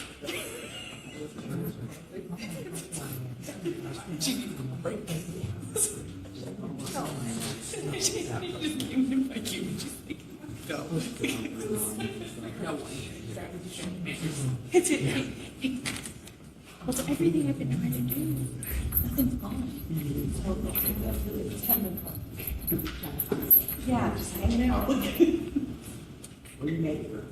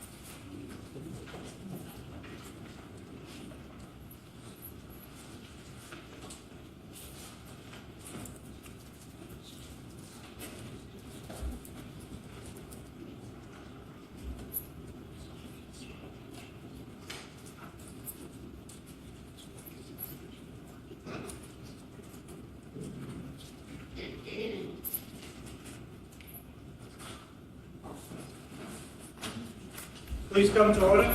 Search the court is back and set. The Honorable Keith Carson presiding. Thank you.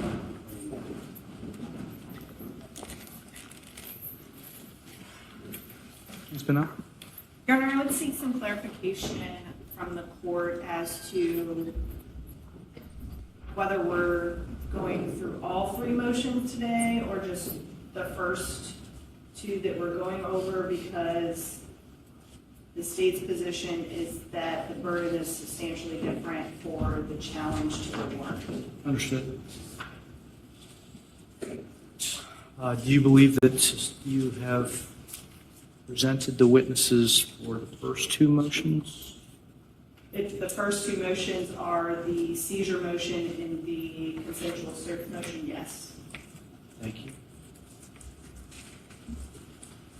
Defense, in your motion as to the motion to suppress evidence obtained from the Google search warrant, there was some argument that the defense does not have the burden or has satisfied its burden. I'll entertain argument as to that. Sure.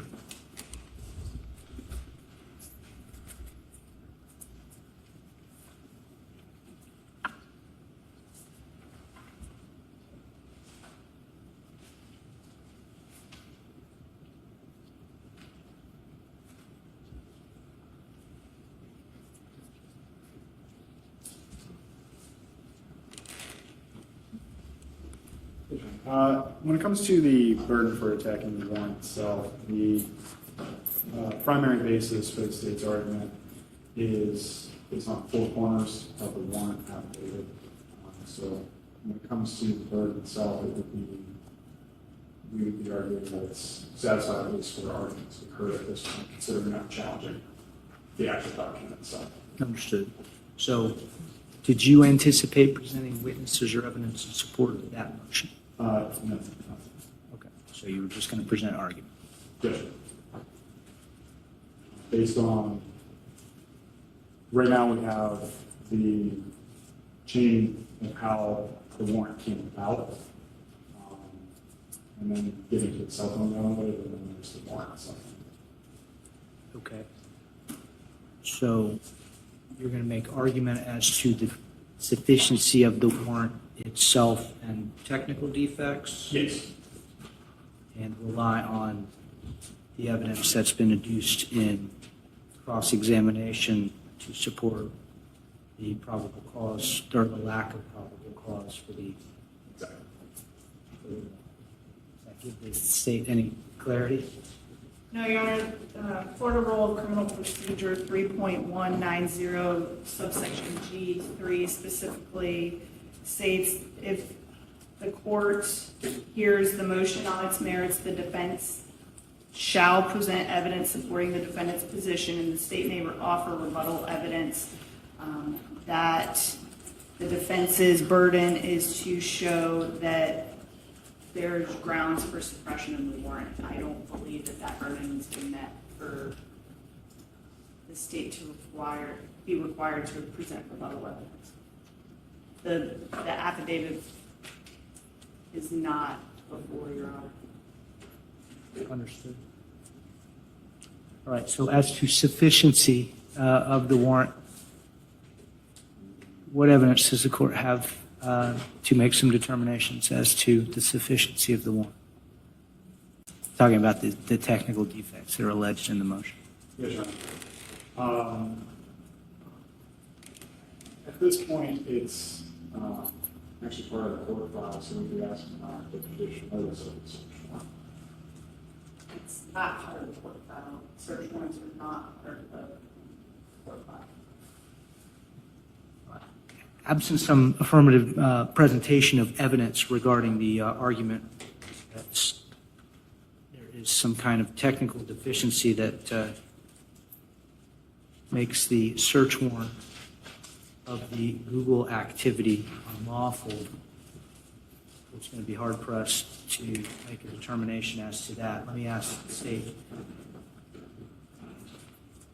Are you requiring the defense to recall the witnesses that have just testified, or if they can find their argument to information that was elicited either in direct on cross. Does that satisfy their burden, or shall we go through that entire exercise again?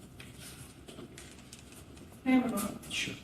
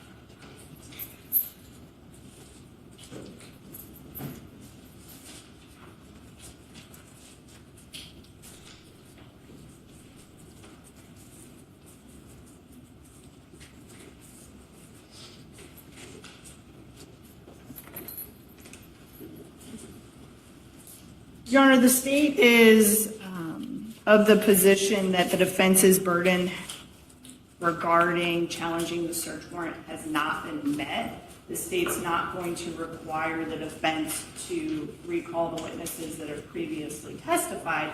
However, there is no information before the court about the Google search warrant at this point. So the state's position is that they have not met their burden pursuant to the Florida Rules of Criminal Procedure to require the state to present rebuttal evidence at this point.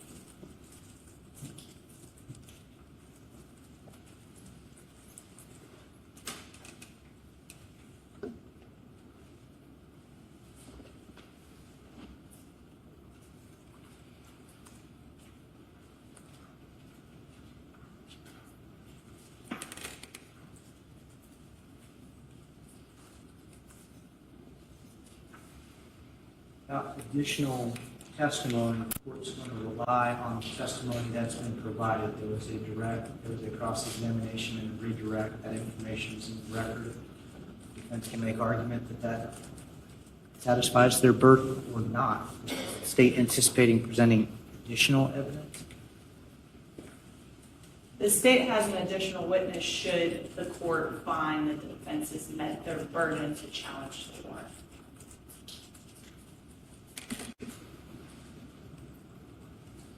Defense makes argument that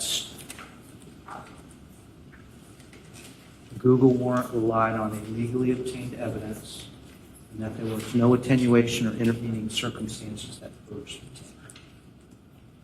There's her testimony from the investigating detectives that challenges the legality of both the search and seizure. That appears to be what the challenge on the warrant refers to, and that it is invalid as fruit of those illegal searches. As far as the application failing to establish probable cause, the court does not have the application. As far as the legal standard, probable cause in digital search warrants, the court is uncertain what kind of warrant this was or whether it was a digital search warrant. The argument that it fails to establish a sufficient nexus between Google account and criminal activity, I don't have the affidavit, so be a difficult finding for the court to make. The reliance on boilerplate language, again, we have no evidence to support that argument. The temporal scope of the court has no evidence to support that argument, and peculiarity for digital searches. Without additional information, the court would find that there's no evidence to support that argument. As to the evidence supporting the arguments that the search warrant is invalid based on lack of probable cause, based on reliance on illegally obtained evidence of intervening circumstances purging that taint, and being invalid as fruit of an illegal search and seizure. I think that evidence has been reduced in combination with the first two motions. So, as to those issues, the court would find that that there's been record evidence that supports that argument. Those issues that we find that there's been record evidence that supports that argument. Given the hour at this point, the defense will be asking if we can bifurcate first two motions from third. Given the seven. These three motions were set together, and we're going to address all three. Given the court's ruling, the state will call its next witness, Detective Taylor Heller.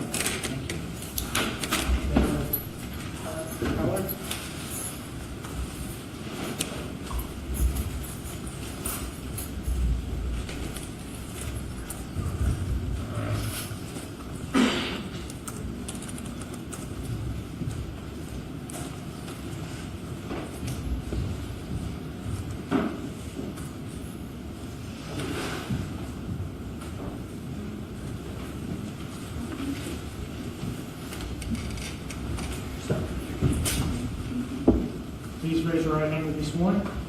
Do you solemnly swear or affirm the testimony you are about to enter into this case to be the truth, the whole truth, and nothing but the truth to help you God? Yes. Right this way.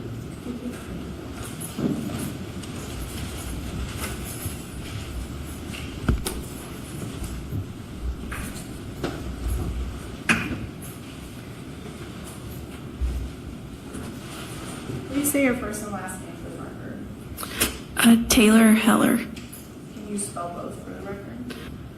First name is Taylor. Last name is Heller. How are you employed? With the Orange County Sheriff's Office as a deputy. Were you employed with the Orange County Sheriff's Office on February 28th of 2024? Yes. Can I approach a witness with both the Mark State C for identification? Sure.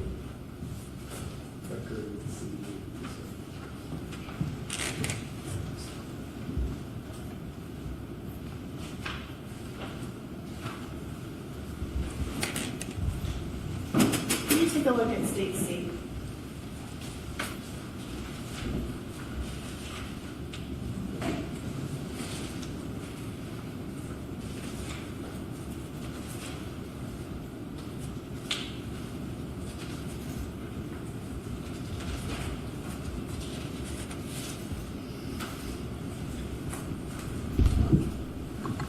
Did you draft the affidavit for search warrant encompassed in States C in relation to the Madeline Soto investigation? Yes. Is this State C a fair and accurate copy of that affidavit? Yes. Your Honor, at this time, the State C is introducing evidence with the Mark State C into evidence is the state's next member. No objection. You received this State 3. No further questions. Thank you. Cross-examination. Thank you. Will Detective Heller step down? Yes, Your Honor. Is she excused? Yes. Thank you.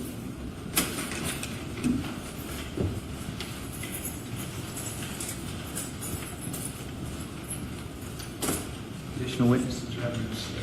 No, Your Honor. Witnesses or evidence defense?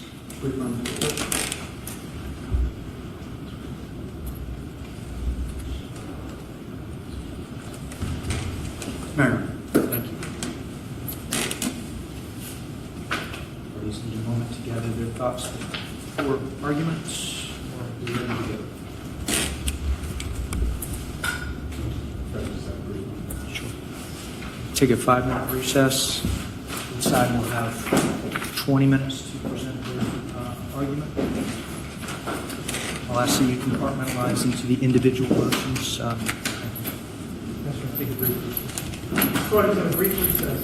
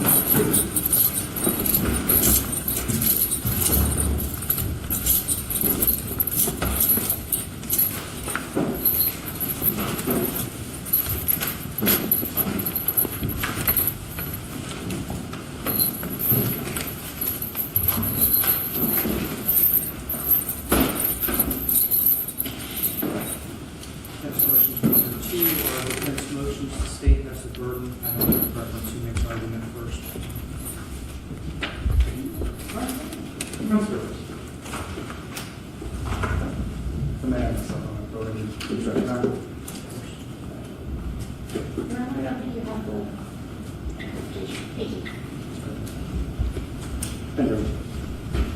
This time, defense is moving to suppress the evidence obtained by way of the Google extraction and the entirety of the data that was elicited from Google that was sought by a warrant.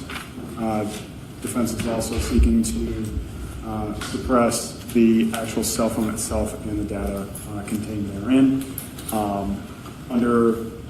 For the first two arguments as to the unlawful search and seizure of the cell phone, defendant is relying on the United States Constitution, Fourth Amendment, as well as the Florida Constitution, Article 1, Section 12, specifically that as we go through this is all kind of intermixed between the three motions, but looking to the first motion as to the seizure of the cell phone, at this point, now that the burden has shifted, the state bears the burden to prove an exception to the warrant requirement in order to seize the personal property of Stephan Sterns. As to the seizure, defense would argue that no consent was either sought nor given for the seizure of the cell phone, as well as the fact that there is no exigent circumstances that would create this to be a constitutional seizure.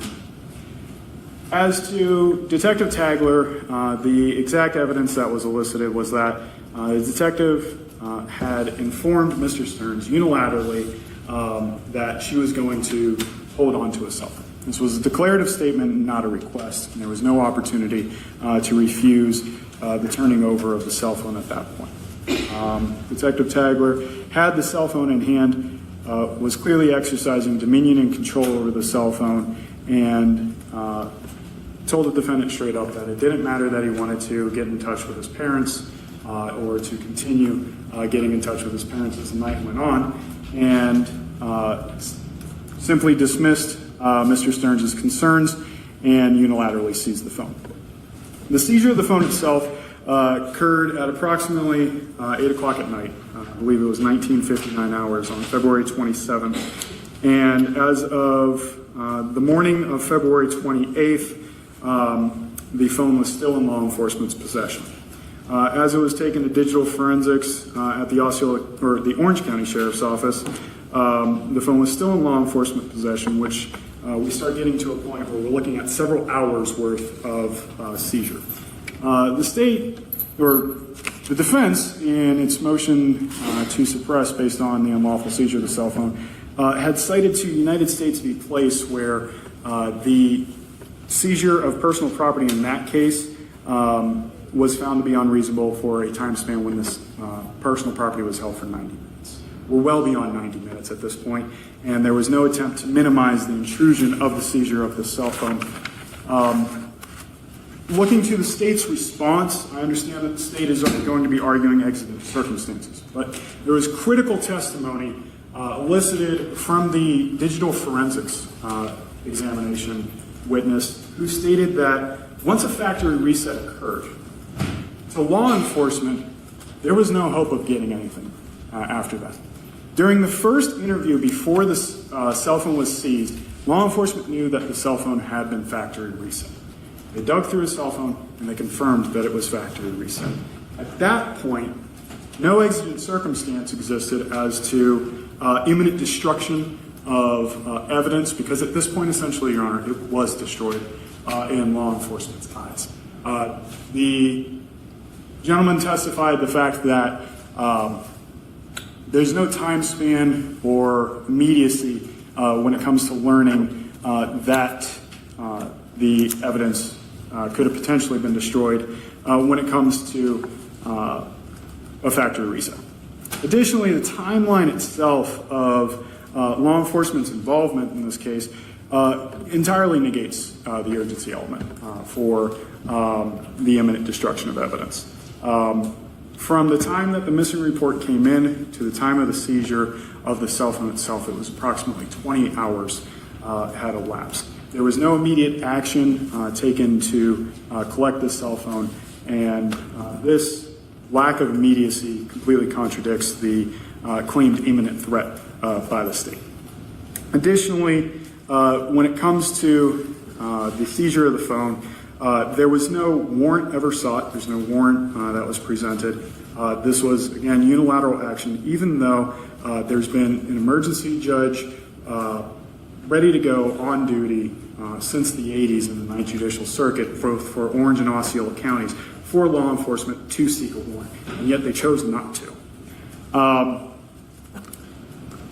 When it comes to any other potential claimed exceptions, such as the emergency aid exception, it was clear from the detectives that looking through the phone, the seizure of the phone, this was in order to further investigatory purposes. This was not a situation where they were seeking to render any emergency aid. The community caretaking exception to the warrant requirement absolutely doesn't come into play. The phone posed no danger. There was no community protection purpose. This was purely an investigative seizure. As to the attenuation for this warrant, or for the seizure, there is no attenuation from the moment that Detective Tagler took possession of that phone, handed it off to Detective Acosta, and then handed it off to the Osceola, or the Orange County Sheriff's Office, I apologize. There were no intervening circumstances, and this was one continuous chain of possession by law enforcement. So, essentially, the seizure, Your Honor, there's no warrant that's been sought, there's no exigent circumstance that allows law enforcement to collect this beyond the mere claim that they could just unilaterally take it. So for the seizure itself, we would argue that that's henceforth. Thank you. State, would you like to reply on a motion by motion basis? That'd be helpful. In the meantime, I know the defense cited some of the case law from their motion. I did have the opportunity to review most of the case law. There is one case that I had difficulty finding, so if the defense has a correct cite or a copy of the case, I would appreciate it. I could not find appellate per state. The site that you cite, I could not locate. It's on page 7 of your seizure motion. As far as the defense's argument, the defense relies on place, and place is actually distinguishable. Your Honor, I did provide a court exhibit A. I also have a flash drive. I prepared all of the state's case law from the motion, and I put it on a USB organized by motion so that it was easier to be accessible rather than providing a bunch of paper copies. The state's relying on all the case law presented in the motion, and I made it a court exhibit so that it's in the record for appellate purposes. The first thing that we need to do, Your Honor, is decide whether or not, or what type of seizure this was. I would agree with defense that this was a warrantless seizure of the defendant's cell phone. A warrantless seizure of the defendant's cell phone is permissible when you have probable cause plus a warrant exception. In this case, the state's relying on exigent circumstances. The probable cause, there's numerous case law that defines probable cause. The court's well aware of the case law defining probable cause and what it is. Exigent circumstances, there's also a lot of case law regarding exigent circumstances. The specific cases that the state is relying on are U.S. versus Babcock, State versus Darter. The state has to show for exigent circumstances. The test that's used is an objective one. The factual inquiry is the totality of the circumstances. The exigent circumstance that the state is relying on in this particular case is the destruction of the evidence. Courts have found this exception particularly compelling when you're dealing with digital evidence, and that can be found in the Babcock case. We have detectives who are on scene with the defendant, and at the time that the defendant's cell phone is seized, which is approximately 8 p.m., they had the opportunity to view some of the items in his cell phone. They also knew that Madeline Soto did not report to school. Madeline Soto has been missing for over 24 hours. The defendant was the last individual to have seen Madeline Soto alive or seen her in person. The defendant attempted to destroy evidence already by factory resetting his phone. He did this on the same day as Madeline's disappearance. That's evidenced by the history that is in his phone that he consented to looking at. The sergeant from the forensics unit testified what it takes to go ahead and factory reset the phone, but he also indicated that when a phone logs into the Google account and the backup starts repopulating, which is what happened in this case, that content will stay on the phone as long as the phone is not syncing with the Google Cloud account. There's evidence and testimony that upon the seizure of the phone, law enforcement officers placed the phone in airplane mode to prevent that seeking. Should the defendant have accessed his Google account and removed multiple items from the Google account, it would not have removed it from that particular cell phone because that cell phone was in airplane mode and was no longer syncing with the Google account. How did it repopulate? Stop syncing. When the phone was factory reset and that information corresponding with that Google Cloud account was input upon the starting up of the phone, everything that was backed up on the Google account from that phone began populating on the phone. And that's the 2 a.m. population that Sergeant Stamanik mentioned that occurred the early morning hours of February 27th. So prior to these interviews, all of those photos and everything else began to populate on that phone that was in his backup. So when law enforcement saw that there were various items missing and the defendant had already tried to destroy the evidence, it was at that point that they seized the phone, placed it in airplane mode to prevent further destruction of evidence. There was also testimony that even though the defendant factory reset the phone, there was still a possibility through different avenues to ascertain that cell phone's location information and different things.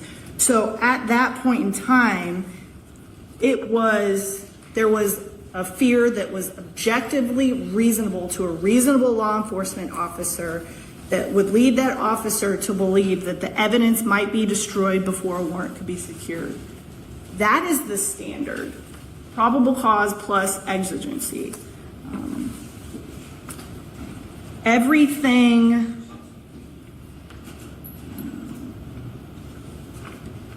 that was known to these law enforcement officers prior to this seizure supports the probable cause finding as well as the exigency finding. They also were aware that the defendant was inconsistent in his statements to law enforcement about where his whereabouts were on February 26th, the day that Madeline Soto went missing, because his initial statements were contradicted by the actual tag reader for his vehicle. His vehicle was seen traveling in the opposite direction of Madeline Soto's school when he indicated that he was driving towards the school and go to McDonald's and dropping her off. There were other inconsistencies that are within those statements that he made, specifically the ones that were provided to the court and are entered into exhibits in this particular hearing. There are multiple inconsistencies. All of these things lead to probable cause and exigent circumstances for the seizure of that phone. Therefore, the seizure was permitted by the Fourth Amendment in this case, regardless of whether the defendant said, yeah, go ahead, take my phone. The law enforcement officers had the ability to do that. The defense also mentioned place. That case is distinguishable because in that initial detention, that 90-minute detention that they're talking about in there was based upon reasonable suspicion alone. That court then later says that once that dog sniff was done on the luggage and they developed probable cause, that's where they get the 90 minutes from the time that the luggage is detained until they've secured probable cause. That's not the standard here because the state's relying on the probable cause plus the exigency to support the seizure. So the place case is actually inapplicable to this case as far as the defense's attempt to have the reasoning support their argument. Thank you. Brief rebuttal, and then let's move on. Briefly, while the state argues that there's the two-prong analysis as to probable cause and the exigency, again, when it comes to the exigency, the direct testimony that was listed during the hearing is that to law enforcement, there is no exigency at the point that the phone is known to have been factory reset, that there is no imminent destruction of evidence because there's no further destruction of evidence. It's already been destroyed. So while we can speculate and guess as to what Tagler and Acosta, the detectives on scene, were thinking as to seizing the phone, what we know for a fact from the Orange County Sheriff's Office is that they know that once a phone's factory reset, it's gone. There's no more imminent destruction. So for the exigency element, I would argue that makes sense. Moving on to the second motion, if your Honor's ready.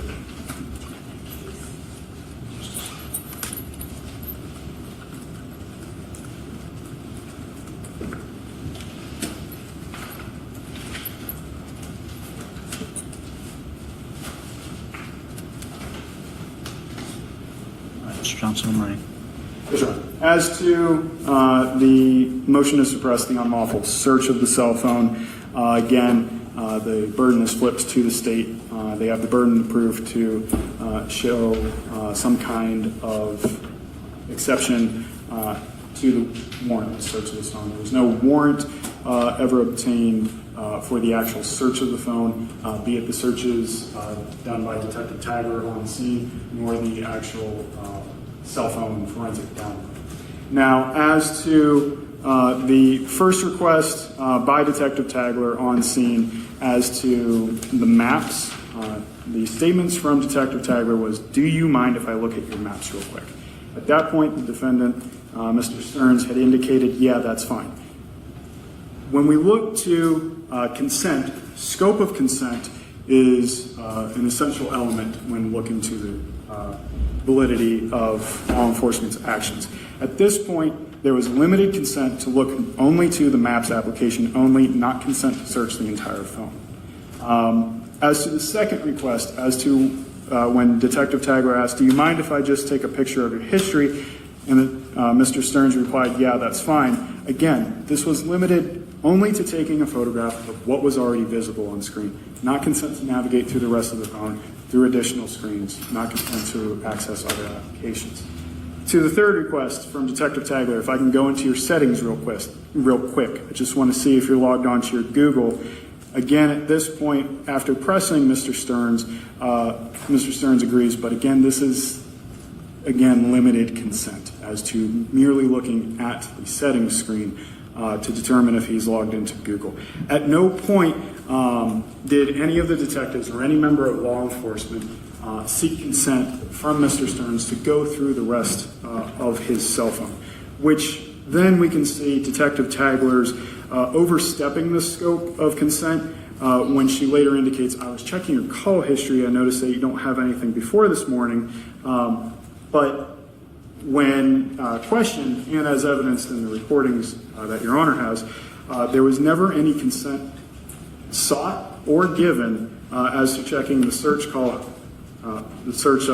the call history in this case. So that is completely outside the scope of the searching of the maps, the history photo, or the Google login check.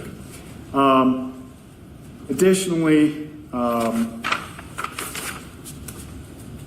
when we're looking to consent as to Detective Tagler's request to do an entire forensic download of the phone, this is where defense relies on the Ramirez factors. When looking to the Ramirez factors, the defense looks to Mr. Sterns' freedom to leave. While the state is going to argue that he was free to leave, and the detectives stated that he was free to leave, no statement was ever made to Mr. Sterns that he was able to leave the scene at any time. Instead, what happened is that... Is that required, or is that a factor to be considered? It's a factor to be considered. And when considering that factor, we're also looking to what a reasonable person would feel in that situation. So at this point, Mr. Sterns is being corralled by two detectives by a vehicle. He's not allowed to go back inside of his home. He's not allowed to go inside of his own car. When it comes to the apartment complex, there's law enforcement all around. There's law enforcement at the entrance regulating who's coming and going outside of the apartment complex. It's clear that law enforcement essentially has the scene locked down. And not only do they have the scene locked down, while the state asked whether anybody had drawn firearms or anything of that nature, it was clear from everybody that testified that firearms were readily apparent, visible on scene, which would lead to Mr. Sterns feeling that he was not free to leave. When we're looking to any potential course of police procedures, again, we have a situation where Detective Tagler systematically keeps pushing boundaries of searching Mr. Sterns' phone. First, it's just a check for, hey, can I check the application? Then I want to take a picture of the phone. Then we're going to keep pushing into the settings. And then the detectives push more and more to the point where they start checking other parts of his phone without asking him for his consent. So at this point, a reasonable person would believe that, well, law enforcement has my phone in their possession. Law enforcement's going to keep looking through the phone. And while the argument is that he stood there and never said no, it's not the onus. The onus is not on Mr. Sterns to say no. The onus is on law enforcement to ask if they can continue to go through this, because the scope of consent is limited. And while the detectives and the state want to argue that, well, he stood right there and never said no, Your Honor, some 200 years ago, our forefathers said no for him. That said that we have a situation where there's no warrant. Law enforcement has seized his phone. They're searching his phone. The Fourth Amendment says that you cannot do that. The no has already been said for him. When we're looking to the ability to refuse consent, additionally, law enforcement never told him that he could refuse to allow them to look through his phone. As to the education and intelligence, when it comes to law enforcement's testimony, they knew that Mr. Sterns was currently in a state of, or this actually goes more towards physical and mental state, that Mr. Sterns was currently in a distraught, stressed out state. They were aware that he was taking medication to try and fall asleep, to take care of himself during these long hours during the course of this investigation. When we're looking to the actual physical state of Mr. Sterns, we know it's about 50 to 60 degrees outside. We know it's night. We know the sun has gone down. We know law enforcement's with him. We know that he's in flip-flops and khaki pants, and he's not allowed to go back inside his house nor his car. So physical discomfort may have affected his decision-making process. When we look to the standards here again, it's not what law enforcement believes that Mr. Sterns was. It's what would the typical reasonable person have understood what the situation was. And in this case, Your Honor, the defense would argue that as Detective Tagler consistently pushed the bounce, then held onto his phone, just unilaterally seizing it, dismissing his concerns about trying to contact his family, comes back hours later and gives him the Hobson's choice, that ultimatum of, you can either consent or we can get a warrant. At that point, Mr. Sterns' ability to consent has been tainted, it's been coerced, and for that reason we would argue that all of the searches of the phone violate the Fourth and Article 1 section. Thank you.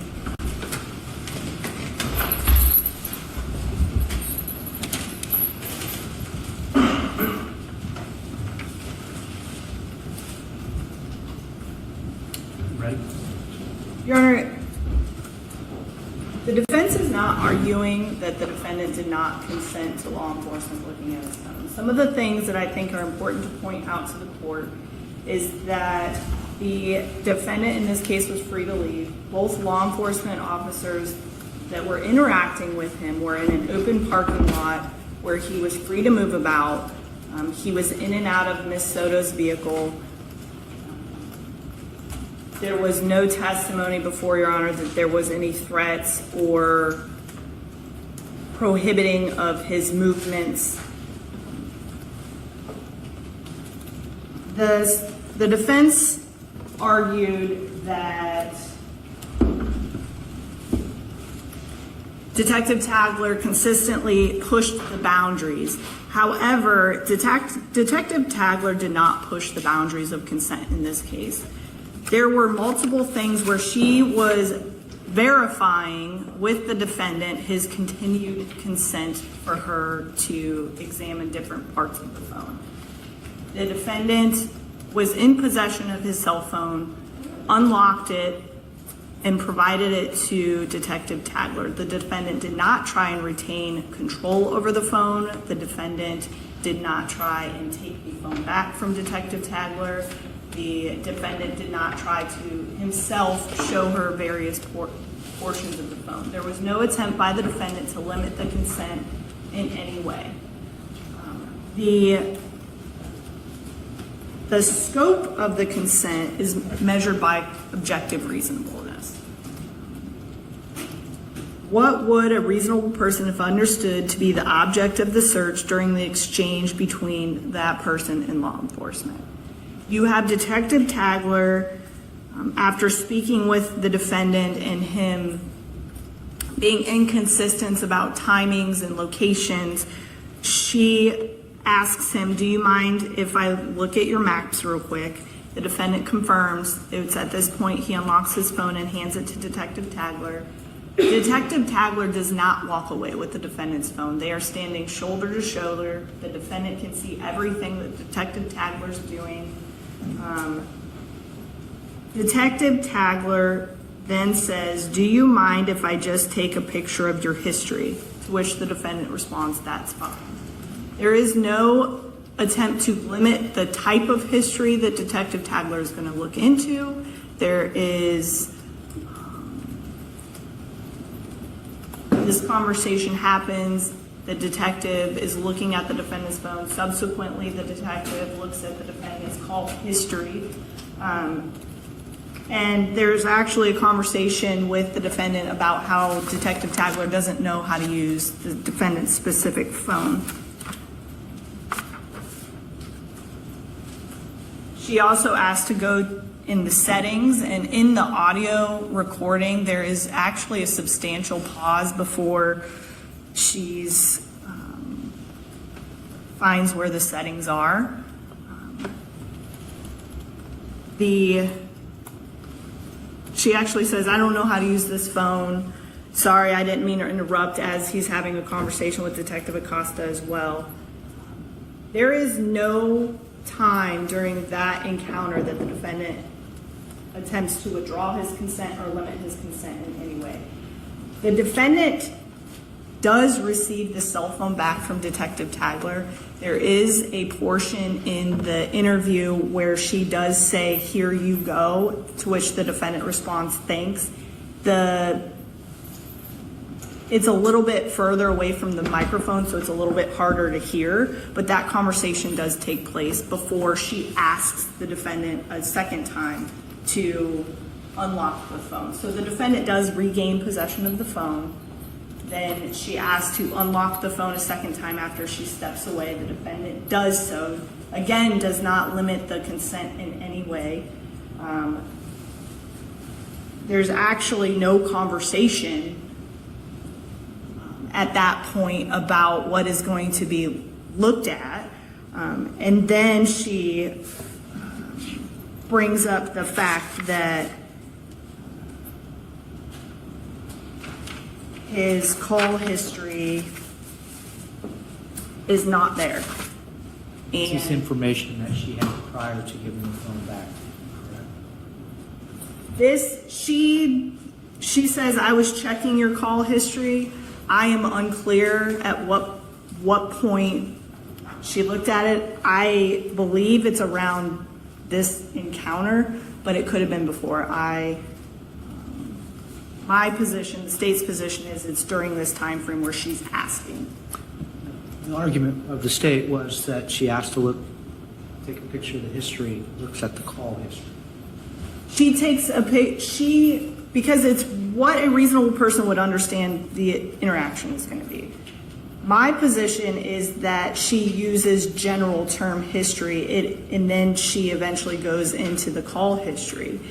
Is that in the first time she's got possession? That's in the first time that she has possession of the phone. Yes. At what point in that sequence is the exigency argument, is the state's position that the detective becomes aware of an exigency of the destruction? It's the second time he hands her the phone, because she asks him to unlock the phone. They have a conversation. She brings up that the call log. She said, I also noticed, I was checking your call history. I noticed that you didn't have anything before this morning. Is that unusual on your phone? And that's when the discussion about the Factory reset occurs. Yes. It's the state's position that on that discussion, that provides the basis for the state's exigency circumstance. Yes, coupled with everything else that law enforcement knew, yes. The probable cause. Yes, yes. Sorry, I didn't mean to misdirect you. So it's at that point that there's a seizure. There's some other information that's ascertained by law enforcement, and then they do a second interview with Mr. Sterns. The second interview begins at 12:16 a.m. and almost immediately jumps into addressing consent to forensically download the phone. It's not very long after their initial introductions on the audio recording. She says, I told you I was going to hold on to the phone. We would like to download your phone. Is this something that I have your consent to do, or do I need to get a search warrant for your phone? The state's position is the way that that statement is phrased, it is clear to a reasonable person that the defendant had the opportunity to refuse to consent, because either the defendant can consent. If the defendant does not consent, law enforcement ultimately would seek a search warrant. The defense wants to call that an ultimatum. The state's position is that it is advising the defendant very clearly that he has the ability to object or not allow consent for the forensic download. There's no question that law enforcement was seeking a complete download and to go through the entirety of the phone by the way that that conversation is had. Because he ultimately answers that question affirmatively, and then she follows up, you're okay with us going through your phone? To which the defendant responds yes, and then he ultimately provides his passcode to the cell phone. based upon all of the totality of the circumstances and all of the information that law enforcement had and the lack of coercion by law enforcement towards it. In fact, the defendant was actually free to leave and did leave the apartment complex after this second interview. He wasn't allowed to leave in his vehicle because his vehicle was seized, but he and Jennifer Soto left in Jennifer Soto's vehicle. That goes to any coercive nature argued by the defense. The state also relies on the same factors as permitted by case law.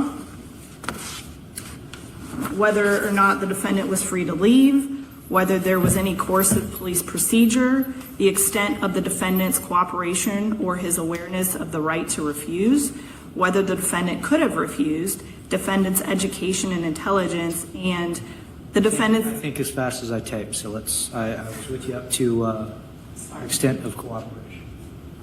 Extent of cooperation or his awareness of his right to refuse, whether the defendant could have refused consent, the defendant's education and intelligence, and the defendant's belief that no incriminating evidence would be found. All of these factors should be considered by the court in determining the defendant's voluntariness of consent. So the state has to show that the consent was voluntary by clear and convincing evidence, and the consent has to be freely and voluntarily given. That is the standard. There was some case law that distinguishes it from a formal waiver of Miranda and things like that, other constitutional rights. The standard for consent is whether it was freely and voluntarily. So these factors that we just discussed go to the voluntariness of consent. So for the consent that occurs on February 27th, so that first interview where they're actually looking through the phone, the state's position is that consent was valid. The defendant unlocked his phone twice and handed it to Detective Tagler twice. The defendant specifically consented to map data viewing and documenting his history, reviewing settings to see if he's logged into his Google account. The defendant was standing directly next to Detective Tagler as she was viewing the content. There was not the word history was used in the state's position in a general way. It wasn't a limiting way. And at no point did the defendant intend or verbally or physically or any other way communicate that he was limiting or withdrawing consent. He was free to leave during the conversation. He was not in handcuffs. There was no police coercive tactics. The state's position is the defendant was aware, based upon the questioning, that he had the right to refuse. He could have not unlocked his cell phone. He could have said no. There was a lot of testimony that he was free to leave and he could not have consented. They're not in a confined space. And the biggest one is the defendant thought he destroyed all of the evidence. The defendant factory reset his phone twice on the date of Madeline Soto's disappearance. And the reason why he consented is he believed that everything was gone. So the state's position is that the consensual searches that were conducted in this case were valid and permissible under the Fourth Amendment. Thank you. Brief rebuttal. As to the state's argument that looking to Mr. Sterns' belief that he was free to leave, again, this isn't on law enforcement's observations. It's based on what a reasonable person would believe in that situation. Here, while we don't have